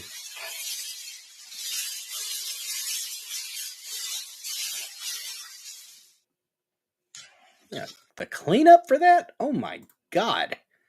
That's insane. That is absolutely insane. Got another one here. Guys, I want to know, after watching this... There you go. There's a bird. No way. Eagle. No way. Monkey. Free the bird. Free the bird. Do it. I wonder if alcohol is involved here. Is it a plague? It's a bird.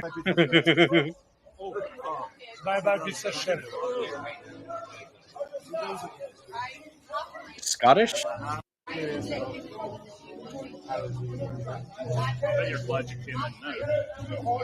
That's Scottish.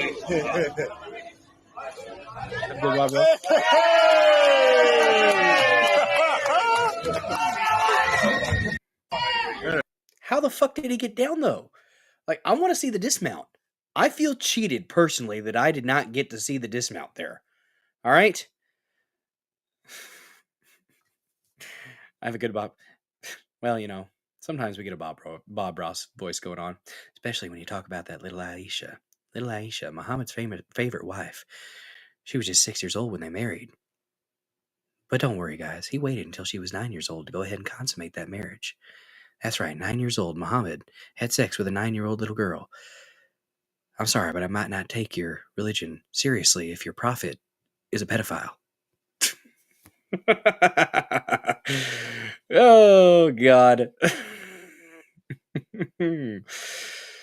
Yeah. There's a couple little side things there for you. I have one more here. I think I had one more. Before we get into our next topic. JD Vance coming out hard against the brother fucker. This one is good to see. This is why I say JD Vance is false prophet. There you like that, Harry Toe? Oh shit. Yeah, this is the brother fucker, Ilhan Omar. She should be fucking exiled from this country. I am absolutely for deporting this bitch. She's literally said that her main focus is Somalia. When she is working in her capacity as an individual in Congress, her main priority is Somalia. That means you're a fucking traitor to this country. You cunt. Go the fuck away. I cannot believe that she's allowed to stay. When she says dumb shit like this, I would say our country should be more fearful of white men across our country because they are. This shit's gonna make it to where, you know what, you should be afraid of us at some point. Like, this is gonna fucking get people so goddamn mad. This type of shit, that they keep fucking doing this, then you are going to have a bunch of white folks that are gonna go ahead and say, you know what? You're going to demonize me, might as fucking well. And I don't want that to happen. I don't want a pendulum swing that fucking harsh to happen, okay? The last huge pendulum swing we saw from Weimar Germany to fucking Nazi Germany was pretty bad. And I don't want to see a pendulum swing like that. I want to see a soft correction. Maybe get back to more normalcy. This bitch needs to not be in this country. I fucking hate her. Brother fucker Ilhan Omar. Actually causing most of the deaths within this country. We should be profiling, monitoring, and This was on Al Jazeera, creating by the way. policies to fight the radicalization of white men. I would say You're radicalizing our country us. should be more fearful. You're doing it. Of You stupid bitch. She's not stupid. She knows what the fuck she's doing. But the fact that J.D. Vance, his comment here, said, this isn't just sick, it's actually genocidal language. What a disgrace this person is. This is really good. This is good to see. I am glad that our vice president is speaking out against this bullshit. Yeah, you would think foreign lobbyists can't run for Congress. They shouldn't be able to, but they do. She's a fucking refugee. Kick her the fuck out. Catapult this bitch into the fucking Atlantic Ocean. I don't give a fuck. And she fucked her brother. You know what? I don't know if she actually fucked her brother, but she did marry her brother through immigration fraud. So I really, was that on Common Censored earlier? Yeah, Sterling showed that of Santos just going hard. Talked about how she needed to be kicked out and put in prison for immigration fraud for that. Good lord. Yeah. Look out for sand people. They will come back in greater numbers. Oh no. Oh no. She's kind of hot. It helps. I would need to see more of her to determine whether or not she's hot. She's not, just in the face is not my type. Another good thing here. Matt Walsh has come a long way, guys. Here's his perspective on that fundraiser for the N-word lady. It is, in the end, a net positive that this woman has raised $500,000. I'm glad she has. I hope she raises $1 million. I will not be joining with some of my conservative friends in wagging my finger at her donors, and I'll explain why. First of all, she does have a legitimate need for the money. The mob is truly trying to get her killed. I don't believe that a woman should have her life threatened for saying a word, even a bad one. And you could say freedom of speech, but not freedom from consequences for your speech, all you want. But if losing your livelihood and having your house burned down is a consequence of your speech, then you do not have free speech. Supporting free speech means supporting someone's ability to speak without having their family murdered for it. Okay, I mean, that should be pretty obvious. Second, more importantly, and this is the... I'm going to go ahead and say second, dude, your beard is epic right now. Matt Walsh is growing on me.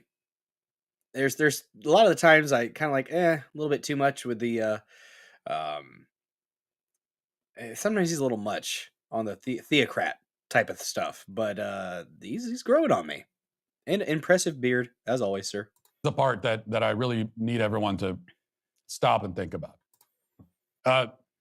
This is the most devastating attack on cancel culture that we have seen, possibly ever.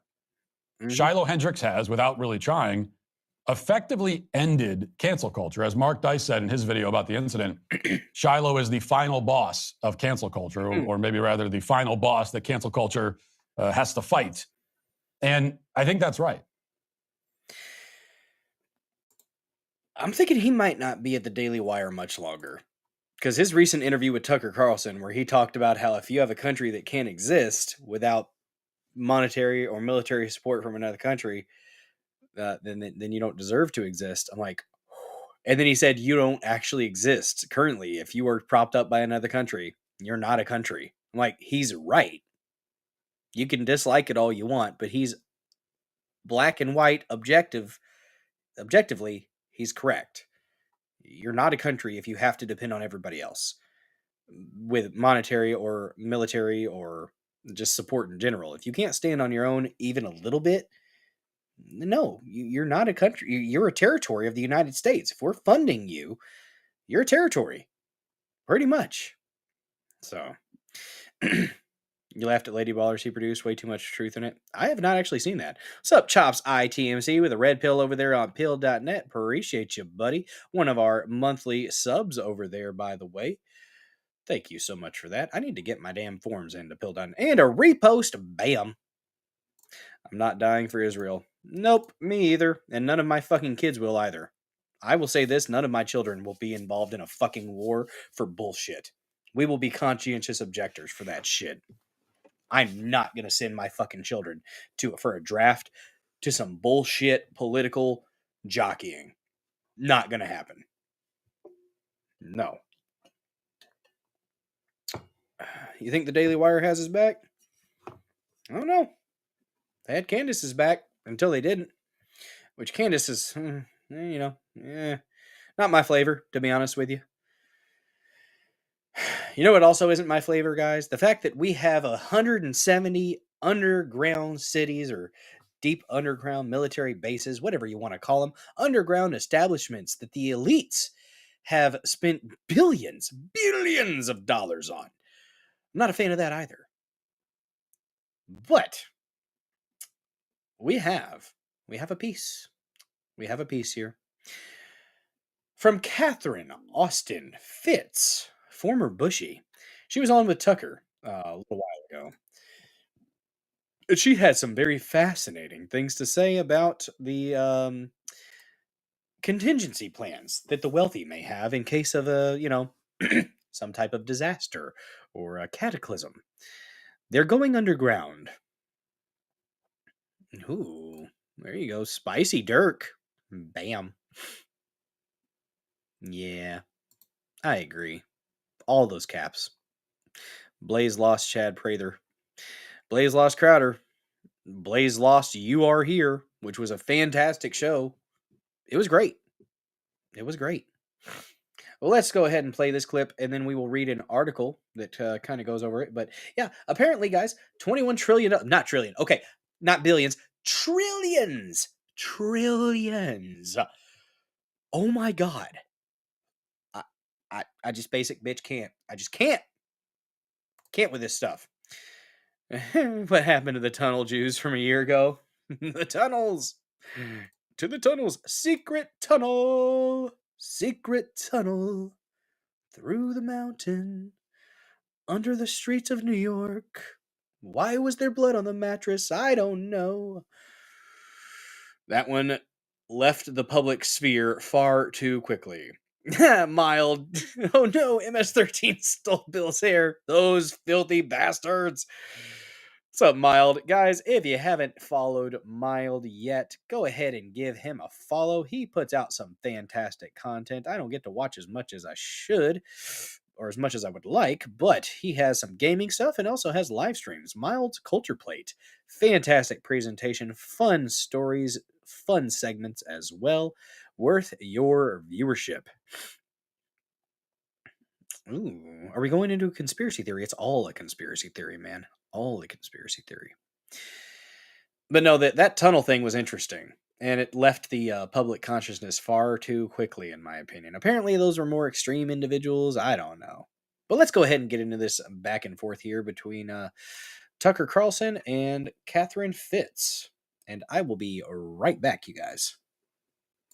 But there is a history of near extinction events. And one of the things that I've looked at, because I'm trying to figure out, between fiscal 1998 and fiscal 2015, there were 21 trillion of undocumentable adjustments in the U.S. government. If you go to our website, missingmoney.solera.com, we have years and years of documentation, including the government financials that show this. And so the question is, where's all this money going? And one of the things I've looked at in the process of looking at where all this money is going is the underground base and city infrastructure and transportation system that's been built. And I'm sorry? Yes. So we have built an extraordinary number of underground bases and supposedly transportation systems. Some of these are some of these are documented as part of the national security infrastructure. I think there are many more. So in the United States? in the United States, on all over the world.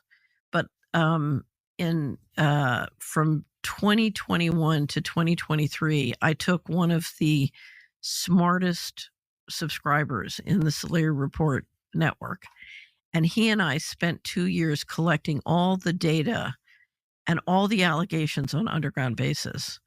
And then we systematically went through and tried to estimate our guess. This is totally a guess of how many underground bases, both underground in the United States, but also underground under the ocean around the United States.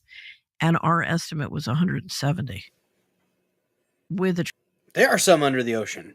Guys, the technology that we are exposed to is often quite a bit behind what is actually out there.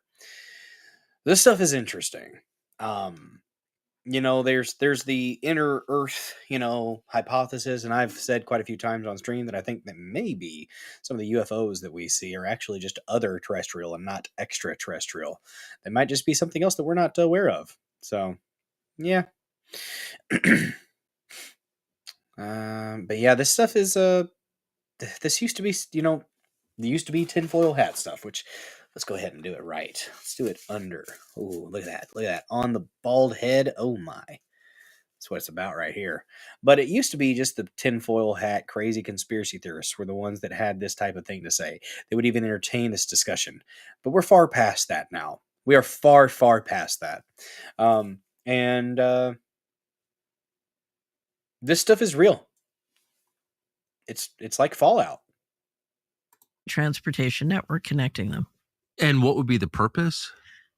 The purpose, if you thought you were going to get a near extinction event, so there, to me, there are two purposes. You have so many activities going on that you need to keep secret, that you're basically building the capacity to, for example, if you're doing a secret space program, you need to platform it from, things that can't be seen.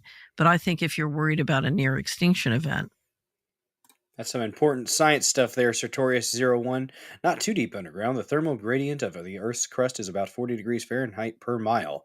So, from a 60 degree Fahrenheit basement down 2 miles, the temperature is 140 degrees Fahrenheit. 4 miles down, 220 degrees Fahrenheit. That's a little bit, it's a little bit warm. Just a little warm. But good point there. That's... So I know nothing about this other than my only window into it. What's up, I knew a contractor who worked on one in Washington, in the city of Washington, D.C. Right. Appreciate the support. And I remember him telling me about a power box, like a transformer box on Constitution Avenue that he told me, because he worked on it personally, was actually the exit, the egress from White House. That was kind of by vehicle. I thought that was... I was like, really? He goes, oh, yeah, no, I installed it. I know. And I thought, well, that's kind of crazy that in the middle of this big city where I live, I was on Constitution Avenue every day, that you could build something like that without me knowing it. Under the VP's house at the Naval Observatory, same thing. I think most people know that. Next to my brother's house on Macomb Street in D.C. So I always thought that was like preparation for nuclear war. Like, I didn't really think about it that much. Some of it is, yeah. It's preparation for catastrophe. So, but you think that there are facilities like that in other places outside DC? Oh, yeah. So if you're interested, we have a great interview. I did an interview of Richard Dolan on underground bases on the Solari Report, and it's sort of an introduction to the topic, and it's based on a lot of the research of a guy named Richard Souter, who is very hard to interview. So Richard kind of went through all the material, and clearly I don't know if you ever saw, Washington Post did a project. It was in 2010 or 12 called Top Secret America. And one of the reporters, it was a team of 2 reporters, one of them put together a database of all the different top secret installations that had been built in the country, including since the Patriot Act. And what you saw was just this explosion of money in building so many, both underground and above ground facilities. Well, there's that. And I just saw this today. So I was like, okay, we're talking about this on stream today. Damn it. I think that was my actual post, was, okay, covering this on the Dozer Den tonight. There's an article to back up what she's saying here, or at least to go into a little bit more in depth what she's saying here. Let's check it out here. From the New York Post, actually. And thanks to Mild, actually. Mild was the first one where I saw this, and then I'd forgotten about it, and then I saw it later. This is interesting stuff. Very, very interesting stuff. Let's see. Let's pull it up here. Oh, there's the P. Diddy stuff. Yeah, that's going to do what it's going to do, I suppose. I think he's going to get Epstein most likely before he actually gets convicted, or even if he doesn't get convicted, he might get Epstein. Who knows? We'll see. Bush official claims a U.S. built secret $21 trillion underground city in multiple cities. Get your title right. For rich and powerful to live if near extinction event happens. Wait, was this just the one city was 21 trillion? Maybe I'm incorrect there. The federal government has secretly spent trillions building an elaborate network of subterranean cities. There we go, cities, where the rich and powerful can shelter during a near-extinction event. A former Bush White House official sensationally claimed. She kind of just claimed it, and I wouldn't say she sensationally did so. About 170 such bunkers have been built across the country since 1998, including some resting beneath the oceans of the U.S. coast. 74-year-old Catherine Austin Fitz told Tucker Carlson during a recent appearance on his podcast. It's preparation for catastrophe, Fitz said, according to Realtor.com. Why Realtor.com? Why? Fitz, who served as Assistant Secretary of Housing and Urban Development under President George H.W. Bush from 1989 to 90, claimed $21 trillion in taxpayer dollars were funneled into the project between 1998 and 2015. She provided no evidence for her claims, but said in a 2017 report from Michigan State University, economist Mark Skidmore indicated that much unauthorized spending had been uncovered across the Departments of Defense and Housing and Urban Development during that time. After 2 years of combing through the records related to already documented underground military bases, those deep underground military bases, the DUMS, Fitz said she also looked into allegations of a wider bunker network. Comparing her research against missing cash, Fitz said she was able to make a guess about how many facilities there really are. She claimed that the 170 only applies to bases on U.S. soil and around its coastline, alleging that more exist across the world.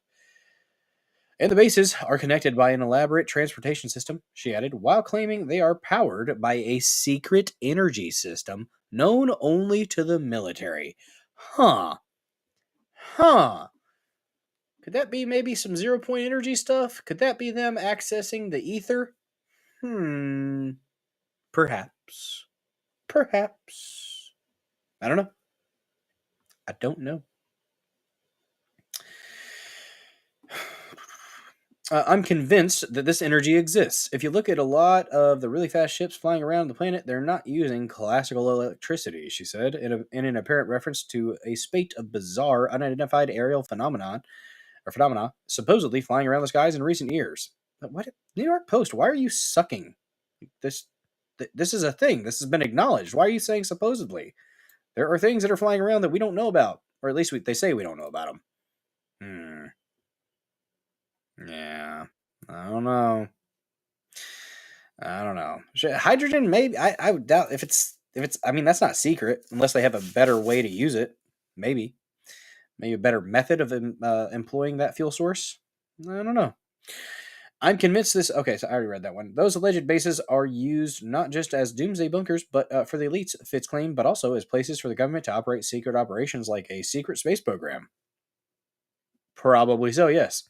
The existence of elaborate underground government bases and bunkers is no secret. During the Cold War, the Cheyenne Mountain Complex was built inside a Colorado mountain to serve as a hardened base of operations for various military operations. It is currently used by the U.S. Space Force. And from the 1950s to the 90s, a bunker intended to house all Congress in the event of a calamity was built and operated in total secrecy beneath the bustling Greenbrier Resort in West Virginia. But everybody else can go fuck off, right?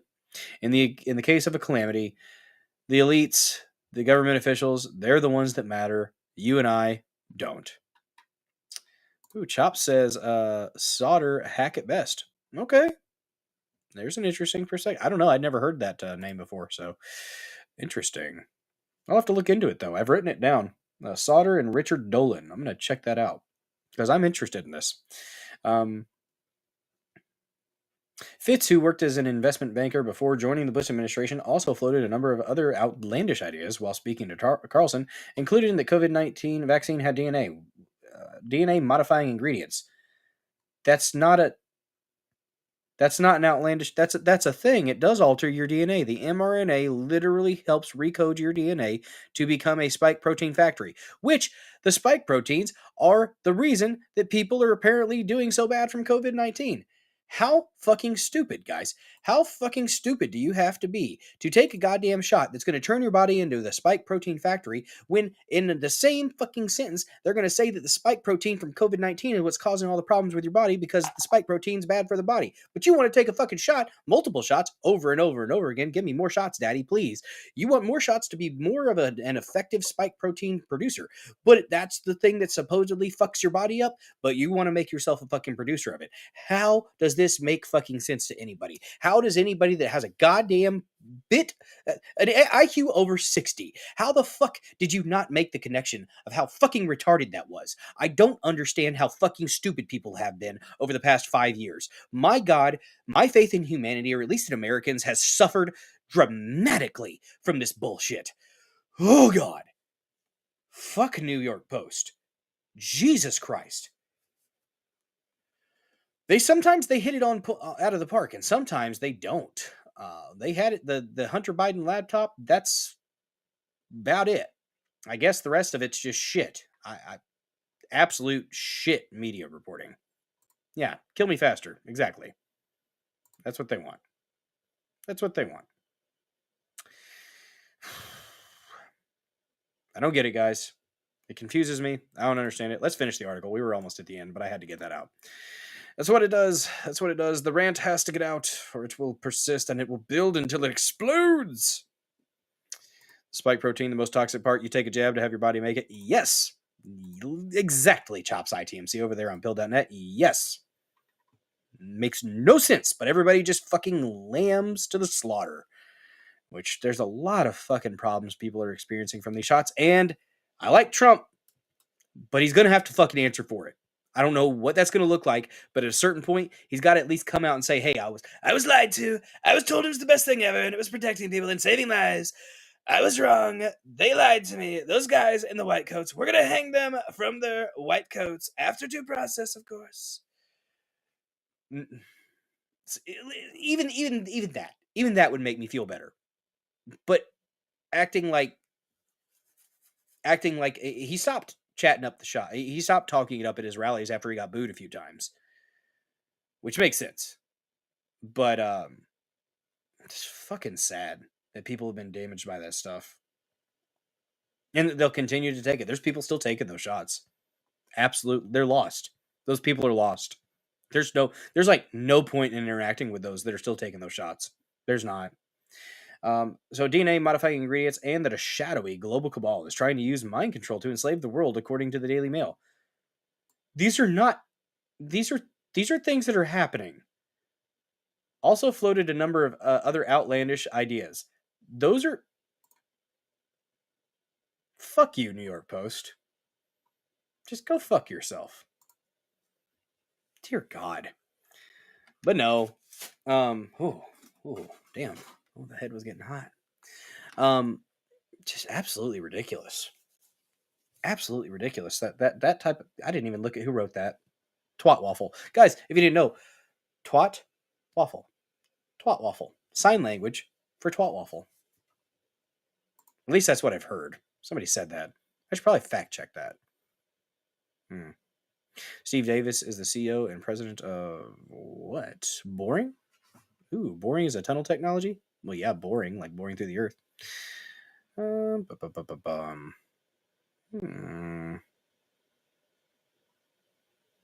sure I'm not missing anything over here in the chat. The shot is well, not all the shots are mRNA, but even the ones that didn't have the mRNA still had bits of DNA in them. So it's like, if you take that shot, if you haven't looked into it, willful ignorance is disgusting, in my opinion. Those who are willfully ignorant get what they fucking deserve. You've chosen to stick your head in the sand and bend over and take it from the state. And I lose a lot of respect for that. I do.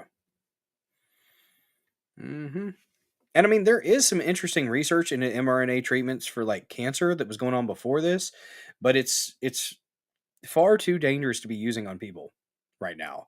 Like the past research that they had, what they used it on mice and chickens and stuff, the tumors, the turbo cancers that came from using the mRNA technology on them was dramatic. And there's a reason that there's a lot of people that are getting very, very aggressive and fast-moving cancers now. And it's the elephant in the room that nobody wants to fucking acknowledge. And it's sad. And when you talk to somebody that starts talking about how, well, this person got cancer, and this person got cancer, and then this person got cancer. And here's the thing. There is a shedding component to those shots. If you were around somebody who had just gotten a damn dose, a hot dose, you were susceptible to some of the shedding. And it could have affected your fertility, or it could have affected your propensity for cancer.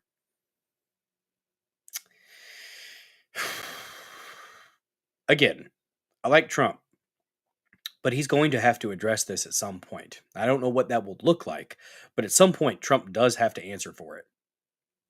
Don't know what that's going to look like. But, and people like say, oh, well, you had to put something out there. No, you didn't. No, you didn't. Oh, he was going to get impeached. He was already going to get impeached. Just like he didn't go after the fucking rioters for the Summer of Love because he felt like that was going to look too authoritarian and thought he might not win the next election. Well, they stole it anyways. Should have just fucking done it. That's where I do like this administration. I think this administration's not going to fuck around with that Summer of Love bullshit. I hope and pray to God that they put people in their fucking place if they step out of line in that type of way again. Oh, there you go. Mama Mac coming in clutch. If you or a loved one got the jab, please see the FLCCC post-vax protocol. https://covid19criticalcare.com/protocol/I-recover. I'm not going to read all that. Nope. There it is. There's the link. I thought it was short. I was going to finish it off, but it's really long. There you go. Thanks for sharing that, Mama Mac. To anybody who might want to share that with somebody who is having some negative effects from the shot, it apparently will help you. I'm going to leave that up for a minute, because there's a lot of people that need that. Yep. I don't know, guys. I don't know. These elites, they control the vast majority of the public with manipulation tactics. They control them with, crisis here, crisis there. All the while hanging that shiny object in front of you, and they're making, vast underground cities that you won't have access to. You and your family, you're not important enough to have access to these things. Nope. Not even close. The elites piss me off. For a lot of reasons. California Democratic elites piss me off because apparently they want to block legislation that would criminalize, make it a felony to traffic 16 and 17-year-olds, teenagers, guys. The Democrats in California, the elites, they want kids to be trafficked. They want to hurt kids. I'm not even going to act like that's not the case. They want more children harmed. I don't know if it's some demonic ritual, like cult ritual thing that they feel like they have to sacrifice the innocence of these children for whatever nefarious entities that they have found favor with. Maybe that's it. I mean, that's about all I can fucking think of at this point. But we have a clip here, and then I have an article afterwards to kind of fill in here. But I have a clip here from a sassy gay man, Republican, in California, if I can find it. Ooh, where'd it go? Am I in all the bookmarks? I don't need to be in all the bookmarks. I need to be in some of the bookmarks. Where did he go? Where did he go? Come on, come on. Scrolling, scrolling, scrolling. I think we're getting close. Oh, we're so close. Is that it? Yep, I found it. We have a clip here from a Republican in the state legislature and Congress. Yeah, it's demonic. That's where I'm at with it. Let's take a look at this here, and then we have an article to kind of follow it up. Yes, bulldozer. Thought about shaving it again just to get it extra smooth. Not believe you just said that this bill does not pay lip service to survivors, because that is the absolute definition of what this offensive bill does. You sit there and you water down the penalties. You're paying lip service to the 16 and 17-year-old victims of sex crimes. I mean, what more does it take for this caucus, the Democrat caucus, to wake up and realize you're on the wrong side of this issue? It is so patently offensive. And why? Because you have an extremist wing of your party that says somehow it is normal to have sex with minors. Let me review the bidding. SB 145 in 2020, signed by Governor Newsom, notwithstanding the theatrics that he has engaged in this week on this bill. SB 145 would allow a predator to molest a child as young as 14 years of age and avoid mandatory sex offender. Wasn't it Harvey Milk was a pederast, wasn't he? The guy that didn't they name a ship after him? They did a whole movie on the guy just because he happened to be gay, but he liked teenage boys. And that's a hero to the left, guys. That's a hero to the left. Registry. That's what this legislature passed. That's what this governor put into law, because it is reflective of a perverse, deviant, perverted philosophy that somehow it is normal for men to molest young boys and young girls. SB 357, which this bill is trying to fix. That'd be painful, CW. Legalize loitering for the purpose of sex trafficking, sex work, and prostitution. Why? Because somehow it was spun as anti-LGBT to try to enforce laws against sex trafficking. I will tell you, as a gay Republican, it is offensive, and a supermajority of the gay community, they disavow the LGBT caucus. And they need to get louder about that. Get louder and put them in their fucking place, because you got a bunch of extremist commie faggots. And I say that just because the use of the word faggot works here, not because of their sexuality, that are literally trying to traffic children. And like I said earlier, most of the gays are just normal folks trying to do their own thing. But you have a non-zero number of them, probably 15 to 20%, I would say, maybe 25%, it might be 30%, that are fucking insane, especially in the T side of things. They need to be given mental health treatment, and they need to be taken a little bit less seriously when it comes to government. But claiming that somehow this bill is anti-gay. It's offensive to use the gay community as window dressing for sex trafficking. This guy's on point. That's what's going on here. Make no mistake about it. These are young minors. They are victims of sex trafficking, and this bill would allow predatory behavior to continue without punishment. What this bill does is it does pay lip service, because it says a couple words that seem to cover 16 and 17-year-olds, but then it takes away the ability of prosecutors to actually prosecute and punish individuals who purchase 16 and 17-year-olds. That, at the end of the day, is the plain English legal standing of what you're about to do. You're trying to pull a con job over on the California voters. No prosecutor will be satisfied with this language. I doubt Ms. Krell will be satisfied with this language. I'd be surprised if she were. What's more offensive than that is the breakdown of legislative decorum here today. Your colleague has put her time, talent, treasure, her passion into an important issue. State your point, Mr. Berman. Mr. DeMaio. And this is where they're going to get sassy because he used another person's name. Paul McGroin, thanks for joining this episode of the Dozer Den. Don't forget to smash that like button, comment in the comment section, do all the things you know what to do. Need to take off. Got to focus on tomorrow's plan. Only half the way done. Oh, damn. Well, salute to you, sir. Educator that is actually doing his job in the public school system. At least I think it's public school system. Paul McGroin, Scuba Steve. Have a good one, man. This bill. Mr. DeMaio, just a moment. Excuse me, just a moment. Mr. Berman, Mr. Berman, you're recognized.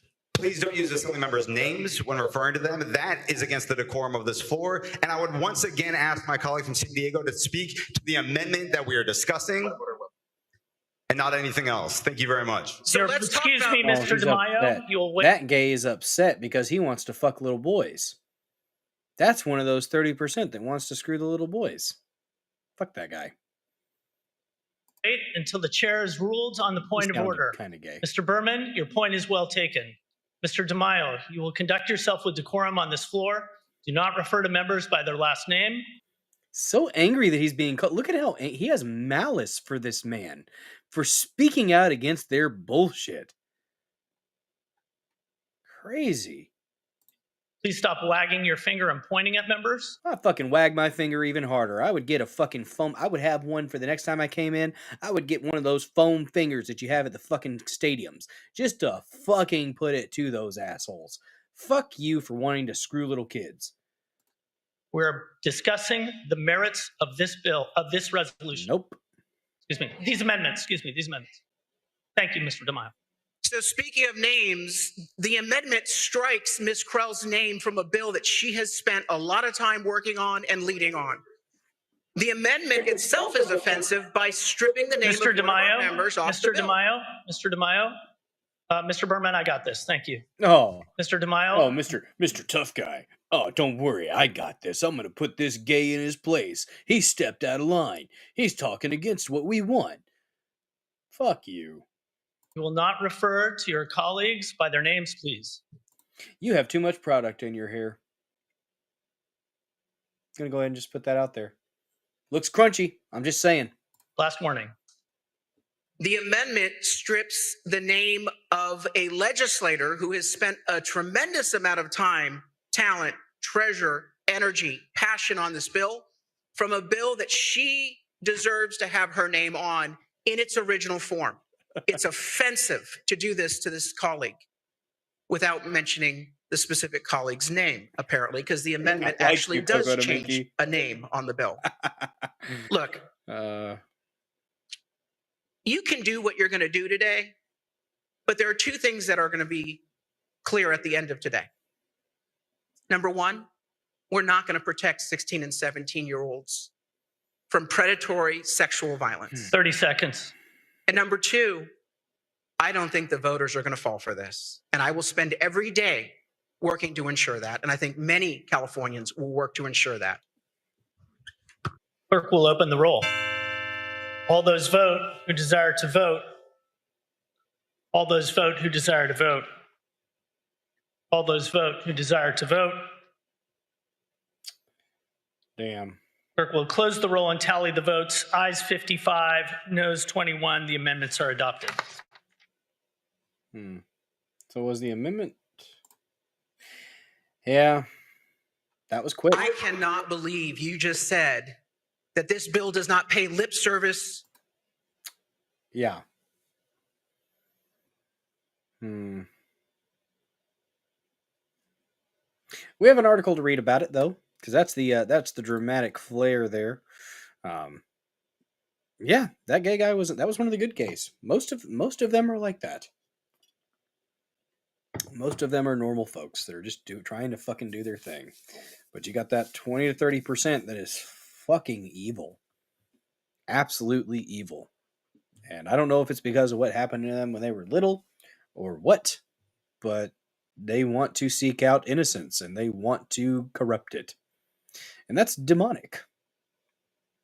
Just is what it is. Guys, if you have not yet smashed that like button yet, go ahead and give it a good thumping. We're at 35, not bad. If you have not yet followed this channel yet, what are you waiting for? What more must I do? Are you not entertained? Go ahead and follow this channel. Spread the word. Tell your friends, your family, your ex-girlfriend, boyfriends. These are Zen friend. Like I said, I'm not judging. I'm not. Just keep it consensual between adults. Leave the children and the animals out of it. And, yeah, I'm fine. All right. My butt service. Good God. Oh, there you go. All right there. Bam.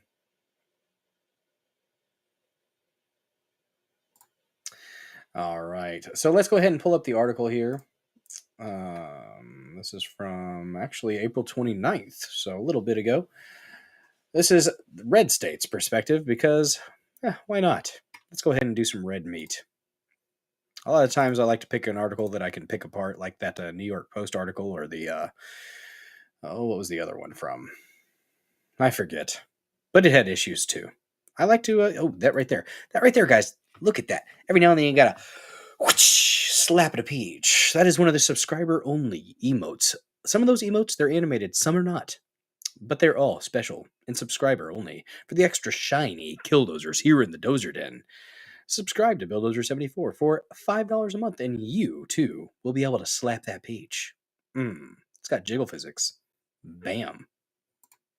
Look at that. Jiggle physics. Multiple. I forgot I lost count. It was rapid fire. Rapid.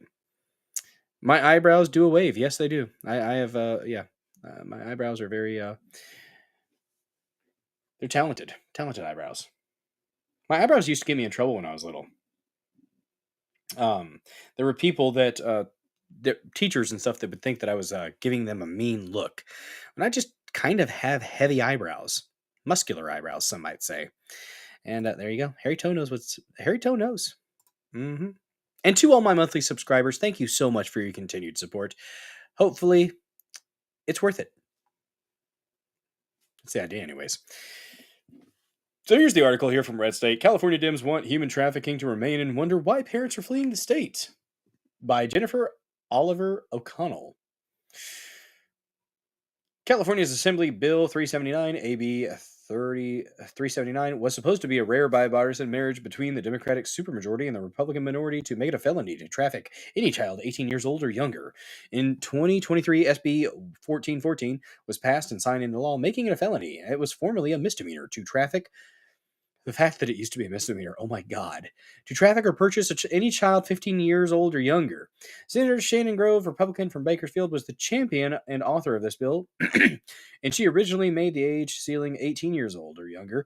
But thanks to cretins like Senator Scott Wiener, that man is a fucking predator and should be underneath the fucking jail. That's one of them that should have been fucking wrapped up to a goddamn barbed wire, wrapped up to a fucking post with barbed wire. After due process, of course. For the people that want to hurt kids, 8th Amendment, nope. Nope, there's all the cruel and unusual punishment needs to be given to you. Scaphism is what I do prefer. Look it up, an ancient Syrian form of torture/execution. It's lengthy, it's disgusting, and it's what they deserve. The bugs do the work for you. So cretins like Scott Wiener, the bill was amended in committee and the age ceiling was lowered. Democrats also tried to kill the bill, putting SB 1414 in the Senate Appropriations Committee suspense file, the place where bills go to die. Governor Gavin Newsom intervened in order to improve his presidential street cred, pushing the bill forward and ultimately assuring its passage. Sadly, the compromise of 15-year-olds still remained. 2 years later, Assemblywoman Maggie Krell, Democrat from Sacramento, has partnered with Grove to see this changed. The push comes after California's Democrat-led legislature approved a bill last year, SB 1414, to make it a felony to purchase or solicit a child 15 years old and younger for sex. Don't worry about the 16 and 17-year-olds, though, right? Before the law took effect months ago, it was a misdemeanor crime in California. Republican Bakersfield State Senator Shannon Grove originally filed that bill to protect all children under the age of 18. I made a promise last year that we would come back and keep fighting for the 16 and 17-year-olds, Grove said in an interview with KCRA 3 this week. This is not a third world country thing.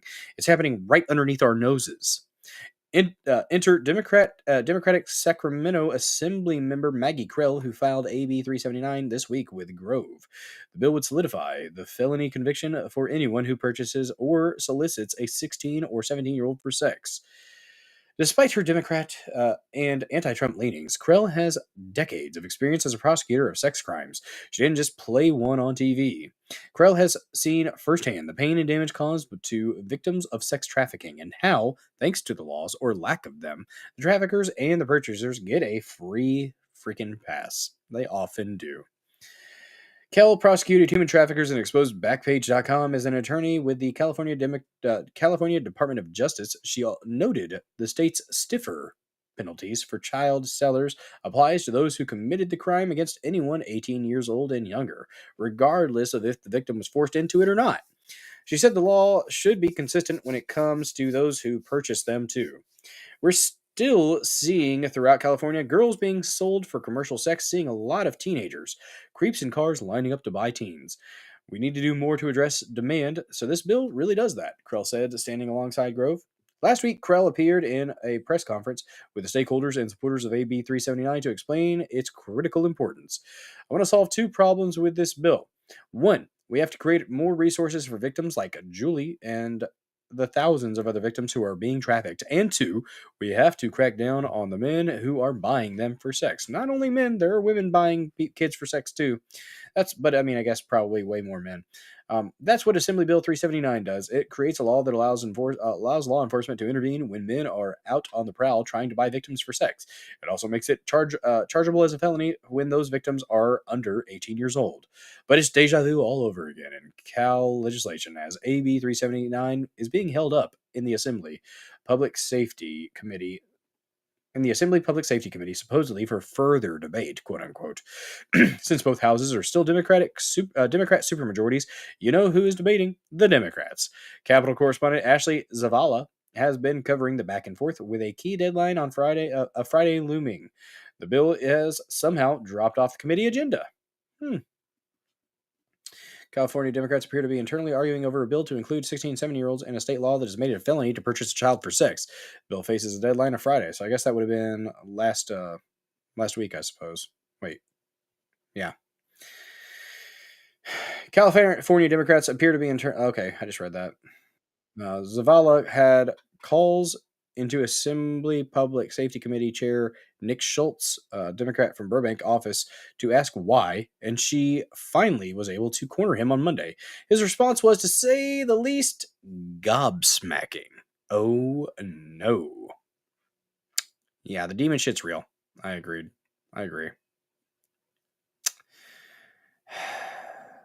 Yeah. Let's see what he has to say, though.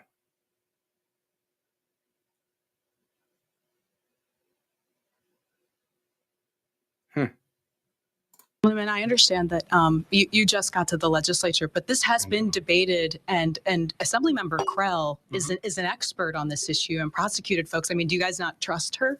I fully trust Assemblymember Krell, but I also trust my experience as well. I too, as you know, am a former prosecutor. I was part of the La Luz del Mundo prosecution in Los Angeles. So when it comes to protecting children and going after sex offenders and people that are exploiting children, I too have that experience. And as much as I do trust my colleague, Assemblymember Krell, I also trust my personal experience and my own subject matter expertise, if you will, on the subject, as well as that of the committee. Sure. So right now in Sacramento, there is a... Elaborate, fucker. You just said a bunch of nothing. You said surface level shit. You didn't actually address the question. a well-known blade. KCRA did a documentary on it. It's just a few miles away from here. Sheriff Jim Cooper has said that right now, if a John were to go and try to purchase a 16 or 17-year-old on that blade, and law enforcement were to intervene because of a judge's order right now in Sacramento, law enforcement would not be able to put that person in jail because it's not the solid felony that law enforcement has been asking it to be. So I just want to make sure, like, you're okay with 16 and 17-year-olds continuing to be purchased on this blade for the next year or until you have to dissect this issue in the fall, and these Johns getting let go and just issued with citations? Well, I don't agree with the premise of the question, but what I would say is I'm not okay with any child anywhere being exploited, but the solution that we craft, the solution that we pass needs to make sense, it needs to be equitable, it needs to be comprehensive. And while I appreciate Assemblymember Krell for bringing the proposal forward, and I know that her heart is on this issue, it's connected in a way that few other legislators can really be equal to or understand, it's also my job to make sure that we're not just passing knee-jerk policy, but we're having good, substantive conversation and landing. What is wrong with making it a felony for 16 and 17-year-olds not to be, like, what is... he's saying nothing. He's saying a lot without saying anything. Actually, and this reporter could have interrupted him and said, "Hey, why won't you say it's okay to make it a felony? These should be felonies if you're trafficking 16 and 17-year-olds, right? Like, just hit him right there. Corner his ass. Should it be a felony to traffic 16 and 17-year-olds? That would have been, that's what I would have done. But I mean, I'm a bit of a bulldozer. Hence the nickname, Bulldozer. Some people don't like that. And I don't give a fuck. On a good spot. So to the sheriff, the district attorney, and any other stakeholders, I hope that they'll continue to engage not just with Assemblymember Krell, but with all the members of the committee, with myself, with our staff, and our goal is to get a good solution delivered here as quickly as possible. Oh, goodness gracious. I think I saw somebody was taken off to bed. FN Super Trucker, rest well if you are indeed taken off. Good to see you here in the Dozer Den. Thanks for stopping by. If you have not yet followed and liked, go ahead and do those things for me if you can. Yeah. Well, I appreciate that. Yeah, there you go, Twat Waffle. There you go. Yes. Yes, indeed. All right, let's continue here. What a dig at Krell, Schultz said to Zavala. I trust my expertise as well. Translation, unlike Krell, Schultz did play at being a prosecutor in order to gain political street cred. Schultz admitted to the Oregon bar in 2013 and was admitted to the Oregon bar in 2013 and worked as a deputy district attorney for the state of Oregon for less than 2 years before being admitted to the California bar in 2014. In 2016, he was hired at the California Attorney General's office, where he was in charge of health quality enforcement. So very California. Yeah, I like the sass. It's definitely not an unbiased article, but I'm okay with it because, for the most part, it's just true. In 2018, Schultz transferred to the Special Prosecution Section of the Attorney General's office with the California Department of Justice, but spent less than 2 years there before diving into politics. In 2020, he was elected as the mayor of Burbank and has been on the Democrat politician fast track ever since. So Schultz equating himself to Krell's is like U.S. Rep. Jasmine Crockett comparing herself to United States Senator Ted Cruz. We're talking light years, not even on the same planet, let alone the same universe. I like this lady who wrote this. She's not objective at all, but I like it. Like I said, this is red meat. Why not?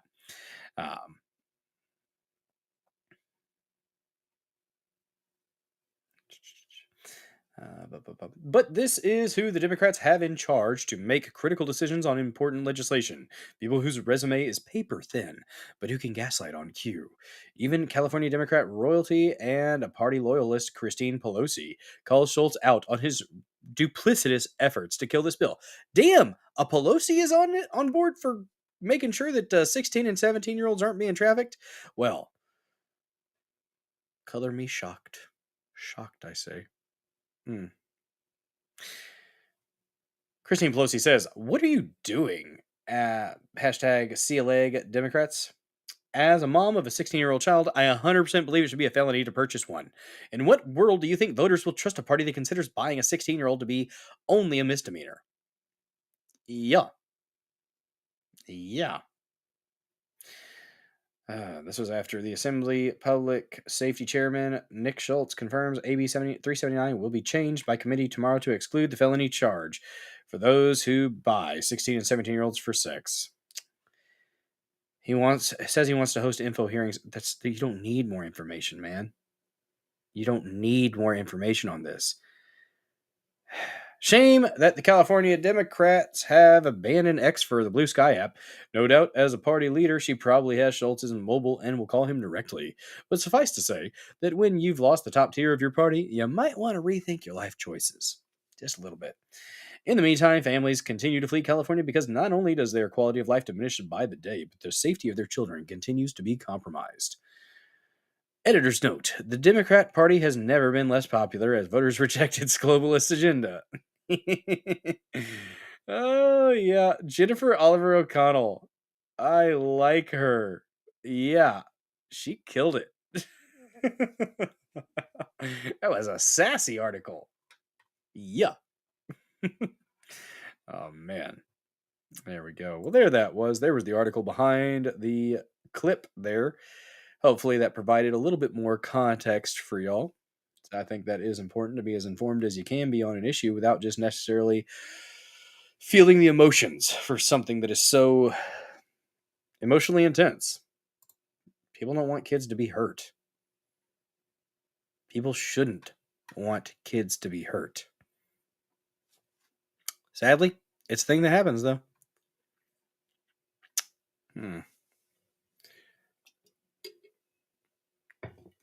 Oh my goodness, I have notifications here. Came for Tate 999 just started following. Thank you so much for the follow. I appreciate the hell out of that. Looky there. And we got some comments. We got some reposts for Darth Jason. Did a comment and a repost. Absolutely amazing. C Dubs with a comment there on the video. Thank you so much for the engagement, the interaction. Like I said, guys, Rumble does pay attention to that, and that does help me out if you're hanging out in the chat. Like I said, mix it up in the chat, in the comment section. Start a fight or make a friend. Whichever. Say something random. Get after it. You can also check out the dozerden.locals.com. We're going to play a couple little clips here that I think are kind of funny, or just random. And then we're going to go ahead and go to the premium portion of this episode of the Dozer Den, and we're going to finish out that interview. The Joe Rogan Experience with Hal Putoff. They're talking about some fun stuff. I think Hal might... he might be a CIA shill, but he does have interesting things to talk about. And hearing Joe Rogan talk about it and ask him questions about it, it's kind of cool. So that's going to be the premium portion. People suck. Prove me wrong. Well, I can't. It's true. It is what it is. It is what it is. Let me see. I think I had... Here's one. This is it's one of the hardest burns I've ever seen. Absolutely savage. And I will be using this in the future. We just got the RV. Well, I need insurance on the vehicle. I don't care who owns it. You look familiar. Yeah. You watch gay porn?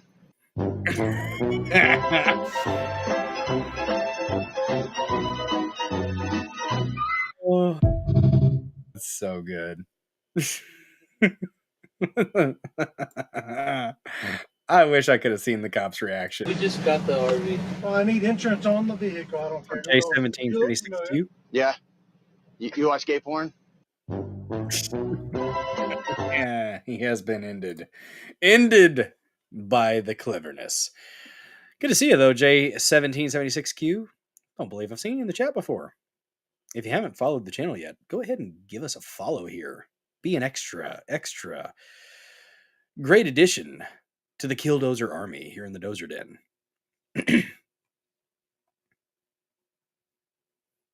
I have no idea what you're talking about, FN Super Trucker, but okay. Unzip the Go, the browser enabled development more load unpacked unconstitutional. What? Are you okay? Are you having a stroke, FN Super Trucker?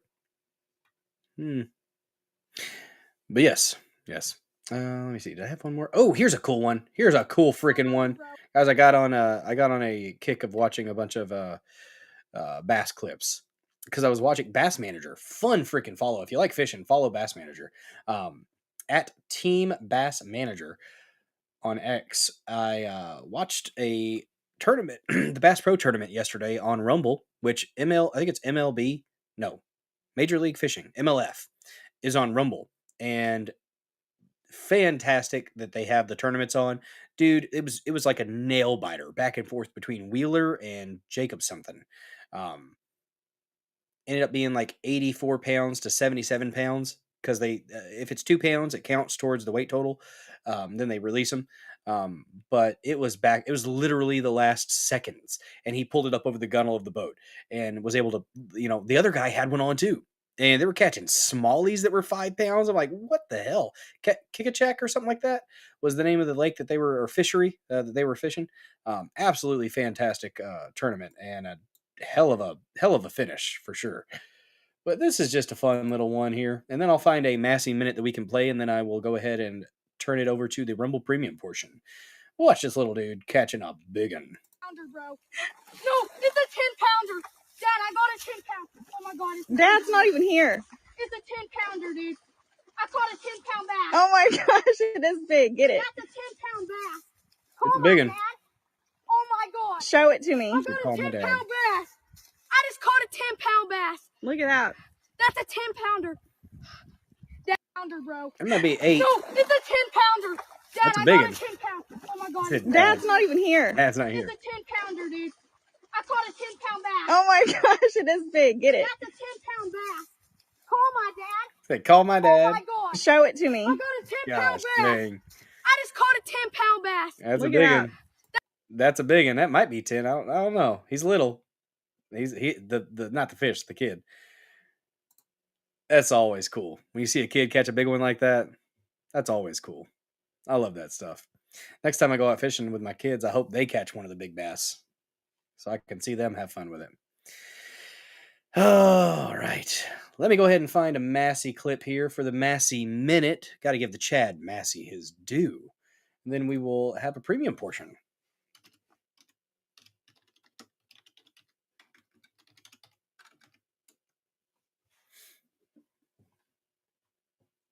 You'd have thought I'd have had this pulled up before, but no.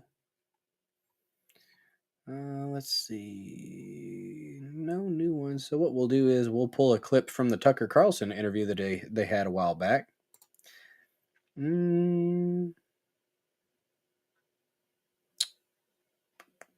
Let's talk about AIPAC. Why not? Ooh, actually, you know what? Let's talk about why Massey voted 15 times against funding Israel. Let's do that one.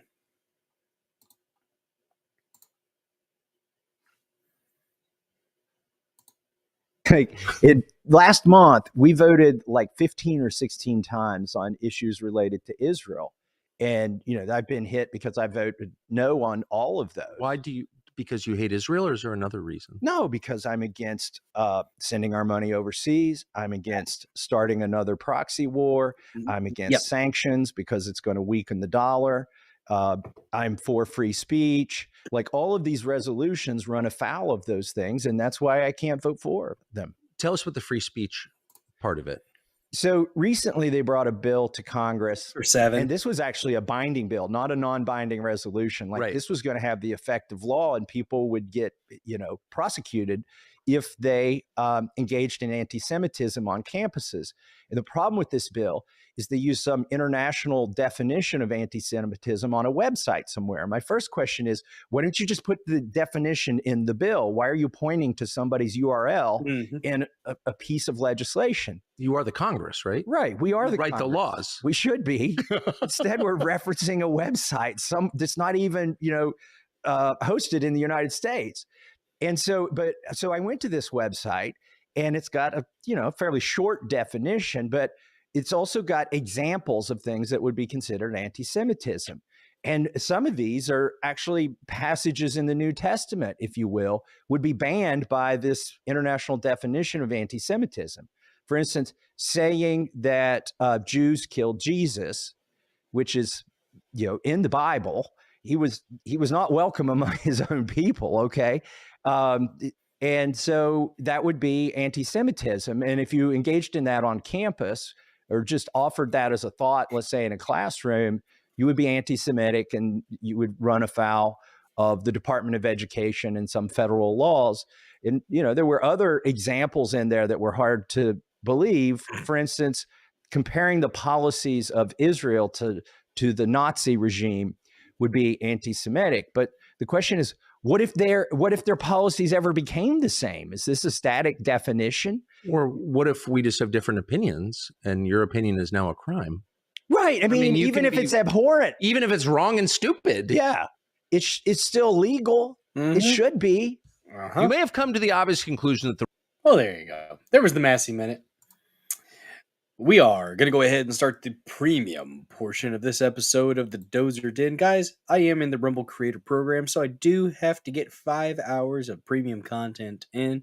We are currently at 1.3 hours, so I've got a few more of these segments that we will have to do to continue to be in the Creator Program. So, if you are watching on YouTube or pill.net or BitChute or X, and you do want to watch the discussion that we're going to have as a result of watching the interview with Hal Putoff on the Joe Rogan Experience, go ahead and come over to Rumble and click that Get Premium button right there, and you can pay $9.99 a month, or you can go ahead and buy the year for $99 or I think $89 with the promo code STUDIO. Let's see if there's a let's go ahead and read an ad for it. Why not? Shit. Never fucking mind. Apparently it won't let me. Let me try again. Nope. Offer doesn't match billing earnings. Why? Never mind, Rumble Premium, for the love of God. Let me try one more time here. It worked. Third time was the charm. Guys, this sponsorship is from Rumble, one that is incredibly important to the survival of the company. When Rumble first started in 2013, yeah, I know. Did you know that Rumble started in 2013? I didn't. Until I looked into it back in like 2018. But it has been around since 2013, started with cat videos, I think. They built a platform for the small creator, like moi. They didn't censor or have biases. They were fair and treated all creators equally. No one thought platforms would censor political conversations or censor opinions on COVID, but they did. Facebook admitted they failed to pressure from the Biden and Harris administration, those commie bastards. Rumble did not. They held the line. They are attacked daily for giving us a voice to talk to you, the people. They are attacked in corporate media. They are attacked by governments like France, Brazil, and Russia. Brazil came around eventually, though. And they are attacked from brand advertisers who refuse to work with them. Corporate America, they're fighting to remove speech. Rumble is fighting to keep it. Rumble won't survive with brand advertisers because they really don't get much of that, y'all. Watching this show here on Rumble and others is the most they can ask from you. But if you really believe in this fight and if you have the means, that's very important. Only if you have the means. One major way that you can help Rumble survive is by joining Rumble Premium. Join the community that believes in the First Amendment and believes in our human right to free speech. Rumble is currently offering $10 off with the promo code STUDIO, that's STUDIO, when you purchase an annual subscription. Go to rumble.com/premium and use promo code STUDIO, or click that Get Premium button down there.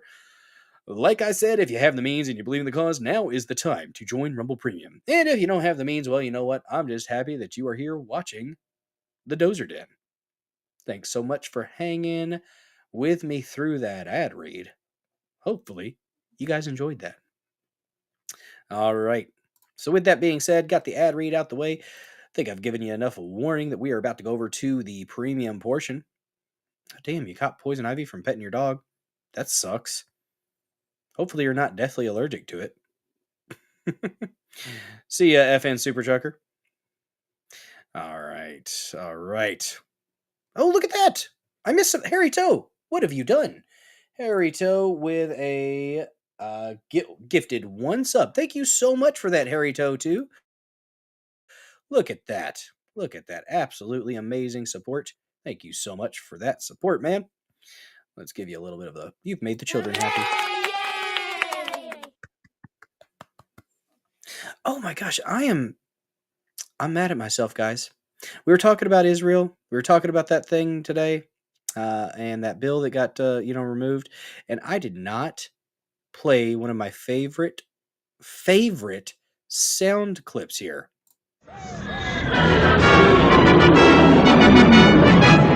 Jews are in space. We're zooming along, protecting the Hebrew race. Damn it. I missed it, guys. I missed it. All right. You're welcome, Mama Mac. And to those who aren't able to join us over in the premium portion, thank you so much for joining. You all have a great rest of your evening, and I will see you tomorrow at 9:30 p.m. Central. Vector, what's up, man? We are about to go to Rumble Premium, so I'm going to set a raid for somebody over here. I think Hard News Network is the only one that's available for me, so that's who we're going to raid over there on pill.net. I don't think I've followed you over here, Vector. Have I? On pill. Oh, shit. Let's see. Give you a follow real quick before... Nope, I got you followed over there. You got 282 followers. Hell yeah, Vector. Haven't seen you in a while, though, man. Thanks for the red pill. Appreciate it. I'm about to dip out on you, though, man. Excuse me. Appreciate you, man. All right. So, we are wrapping up the portion that's available for everybody right now, and we are about to go premium. So we are going to be on pill.net rating over to the Hard News Network, and let's go ahead and click that. Oh my goodness gracious, 114 gold pills. Thank you so much for that. I'm glad you popped up. Hell yeah, brother. Thanks so much for the support. You get the happy Sasquatch. Boom. Well, dang it, man. Sucks to have you pop up right at the end of the stream, or at least this portion. We are going to be on Rumble, though, for the premium portion if you do have premium. So thank you so much for that support, man. I appreciate that. Go ahead and give you a little bit of a sound here. I think I know what's wrong with Rumble Studio. I think I know what the issue is. I think I've got too many videos saved in the queue. Giggity. That giggity is for you, Vector. That giggity is for you. Thank you so much, man. Look at that support right at the end of the stream. You guys are freaking amazing. All right, let's go ahead and click the the premium. Hell yeah, man. Premium starting in 3, 2, 1.